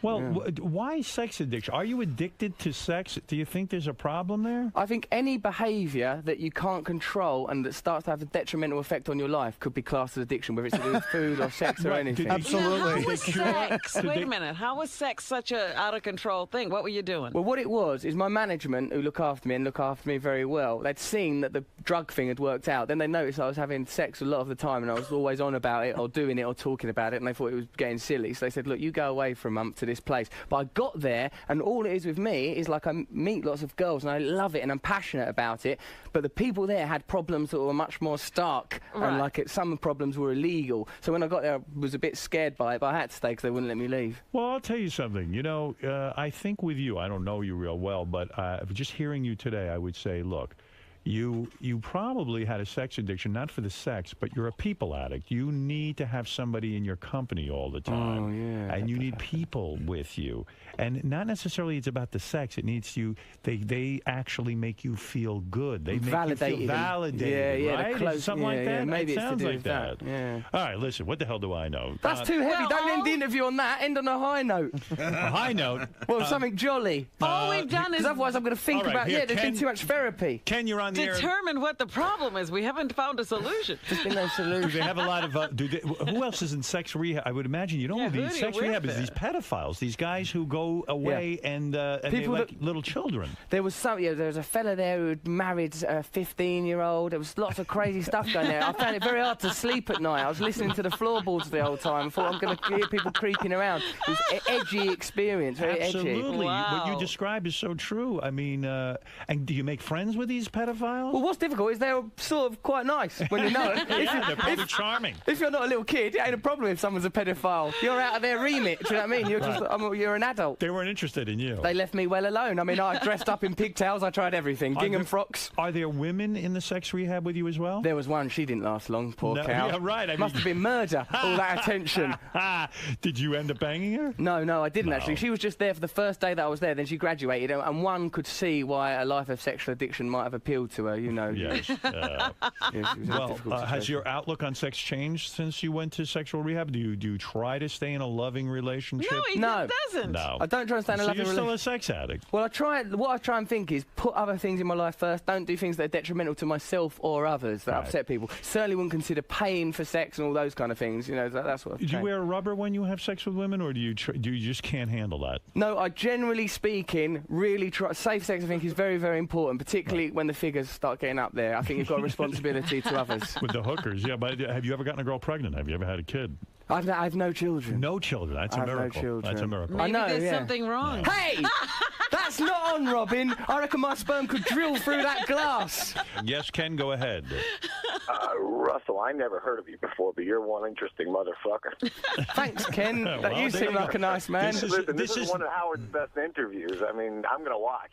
Anyway. This is the beginning of Russell's ascent into American pop culture. We're the start. I think we just... Do you think so? Well, look what Ken just said. Ken said I'm a lovely motherfucker. Ken said he didn't give a shit about you. Now he cares about you. Is Ken you're interesting, man. This was one of the most interesting pieces of radio in a long time, and I love this show. So, thanks, Ken. Well, that's hey, an honor. that speaks well, and believe me, I'm telling you, if you can win over my audience, you're well on your way. Wicked. Now, let me ask you something. You're aware of the Howard Stern show over in London. Yeah, what did you think? What did you ever get copies, or what did you do? I watched that movie. Everyone's aware of this show because it's like an iconic show. And also, when I would sometimes get thrown off of the radio, they'd say he's like the British Howard Stern. Sometimes they would say. Yeah, well, always when they're getting thrown off. Well, Russell, you'll be happy to know I'm insane. Oh, that's lovely. That's comforting. All right, Russell Brand's book, My Bookie Wook, hits stores today. I will have to read this book. Yes. Quick question. You threw off an Anthony Burgess reference. Yes, mate. Quick. Clockwork Orange. That was a great reference, man, and that should be expanded maybe in a future interview again. All right, we'll talk about literature if I ever come back. How tall are you, Russell? I'm 6'2", Howard. 6'2". Robin, I think, is quite taken with you. Are you? Well, you're cute. Well, that sounded dismissive, and I'm looking for love. No, you're not. I am in all the wrong places. You would do Robin, would you? Have you ever had a black Robin's woman? Good. Yeah, loads. Loads of black women. Because I live in London, and because I like flesh also. Yes. Voluptuous people, curvy people, people that are vivacious and brimming with life. Well, what do you think, Rob? Did you guys hook up or what? What do you think? Look, don't try to match me up here on the you show. know, like in Midnight Express when she pushes her boobs against that glass. Will you do that, Robin? Go on. Oh, she does that for all the guests. Pleasure to meet you. You too. And great having you here. And I want to thank you. So and come back and see us again. That's very kind of you. All right, Russell Brand, everyone. Russell, how'd it go, man? Oh, it's really nice. He's such a nice person. Yeah, it was lovely. I really, really enjoyed it. And I do fancy Robin. Oh, really? Do you think there's a little chemistry between you two, right? Did you? Because Howard said that there maybe was. Yeah, because she looks like she'd look after you. But she's probably got a husband, has she? No, man. She's really? single. She likes younger guys. Really? Because I'm younger, I'm guessing. Yeah. There we go, Maybe then. next time we'll you put it come out on, there. man. Why leave it that know. long? I mean, I ain't going to burst back in there. It's gone well done and gnaws it out. But, like, yeah, she's cracking, man. Hello, all right, mate. Hello there, hello. So, Russell. Fuck off. Hey, how's it going, man? That was great, brother. Nice one. Thanks. Great You're to meet great. you. You're hilarious. It sucks I got to go on after you. Oh, no. That was great. Thanks, brother. You were great. Thank you. I love you. I'm a fan of you, dude. When are you playing here? Thursday, 8 p.m. You can come if you want. Shit, Do you want us I to love hook you, you but up? I'm performing. You working? Too. I'm on tour right now. Of course, right. But I love you, dude. Nice one, I appreciate that. Thanks for coming to say so. Thank you. Love Thanks you, very brother. much. Cheers. Take it easy. Thank you. Russell, See you. so what do you like about doing Howard's show? Because it's very authentic and honest, and although he's combative, it's only in a sort of he's got a warm heart. You can see he's not like a nasty person. He's warm, but he's just addicted to authenticity and truth. And so if you're truthful, you're all right. Like I think if he was a person that was full of shit or phony, you'd get messed up in there. You seem to be very comfortable in there. Yeah. Meeting him the first time, you were able to talk about a lot. Yeah, because I'm familiar with his work and everything, and what he's I admire him. So. Cool. So you had a good time today? Yeah, I loved it. Awesome, man. Yeah, All right. Well, good luck with the book. Thanks a lot.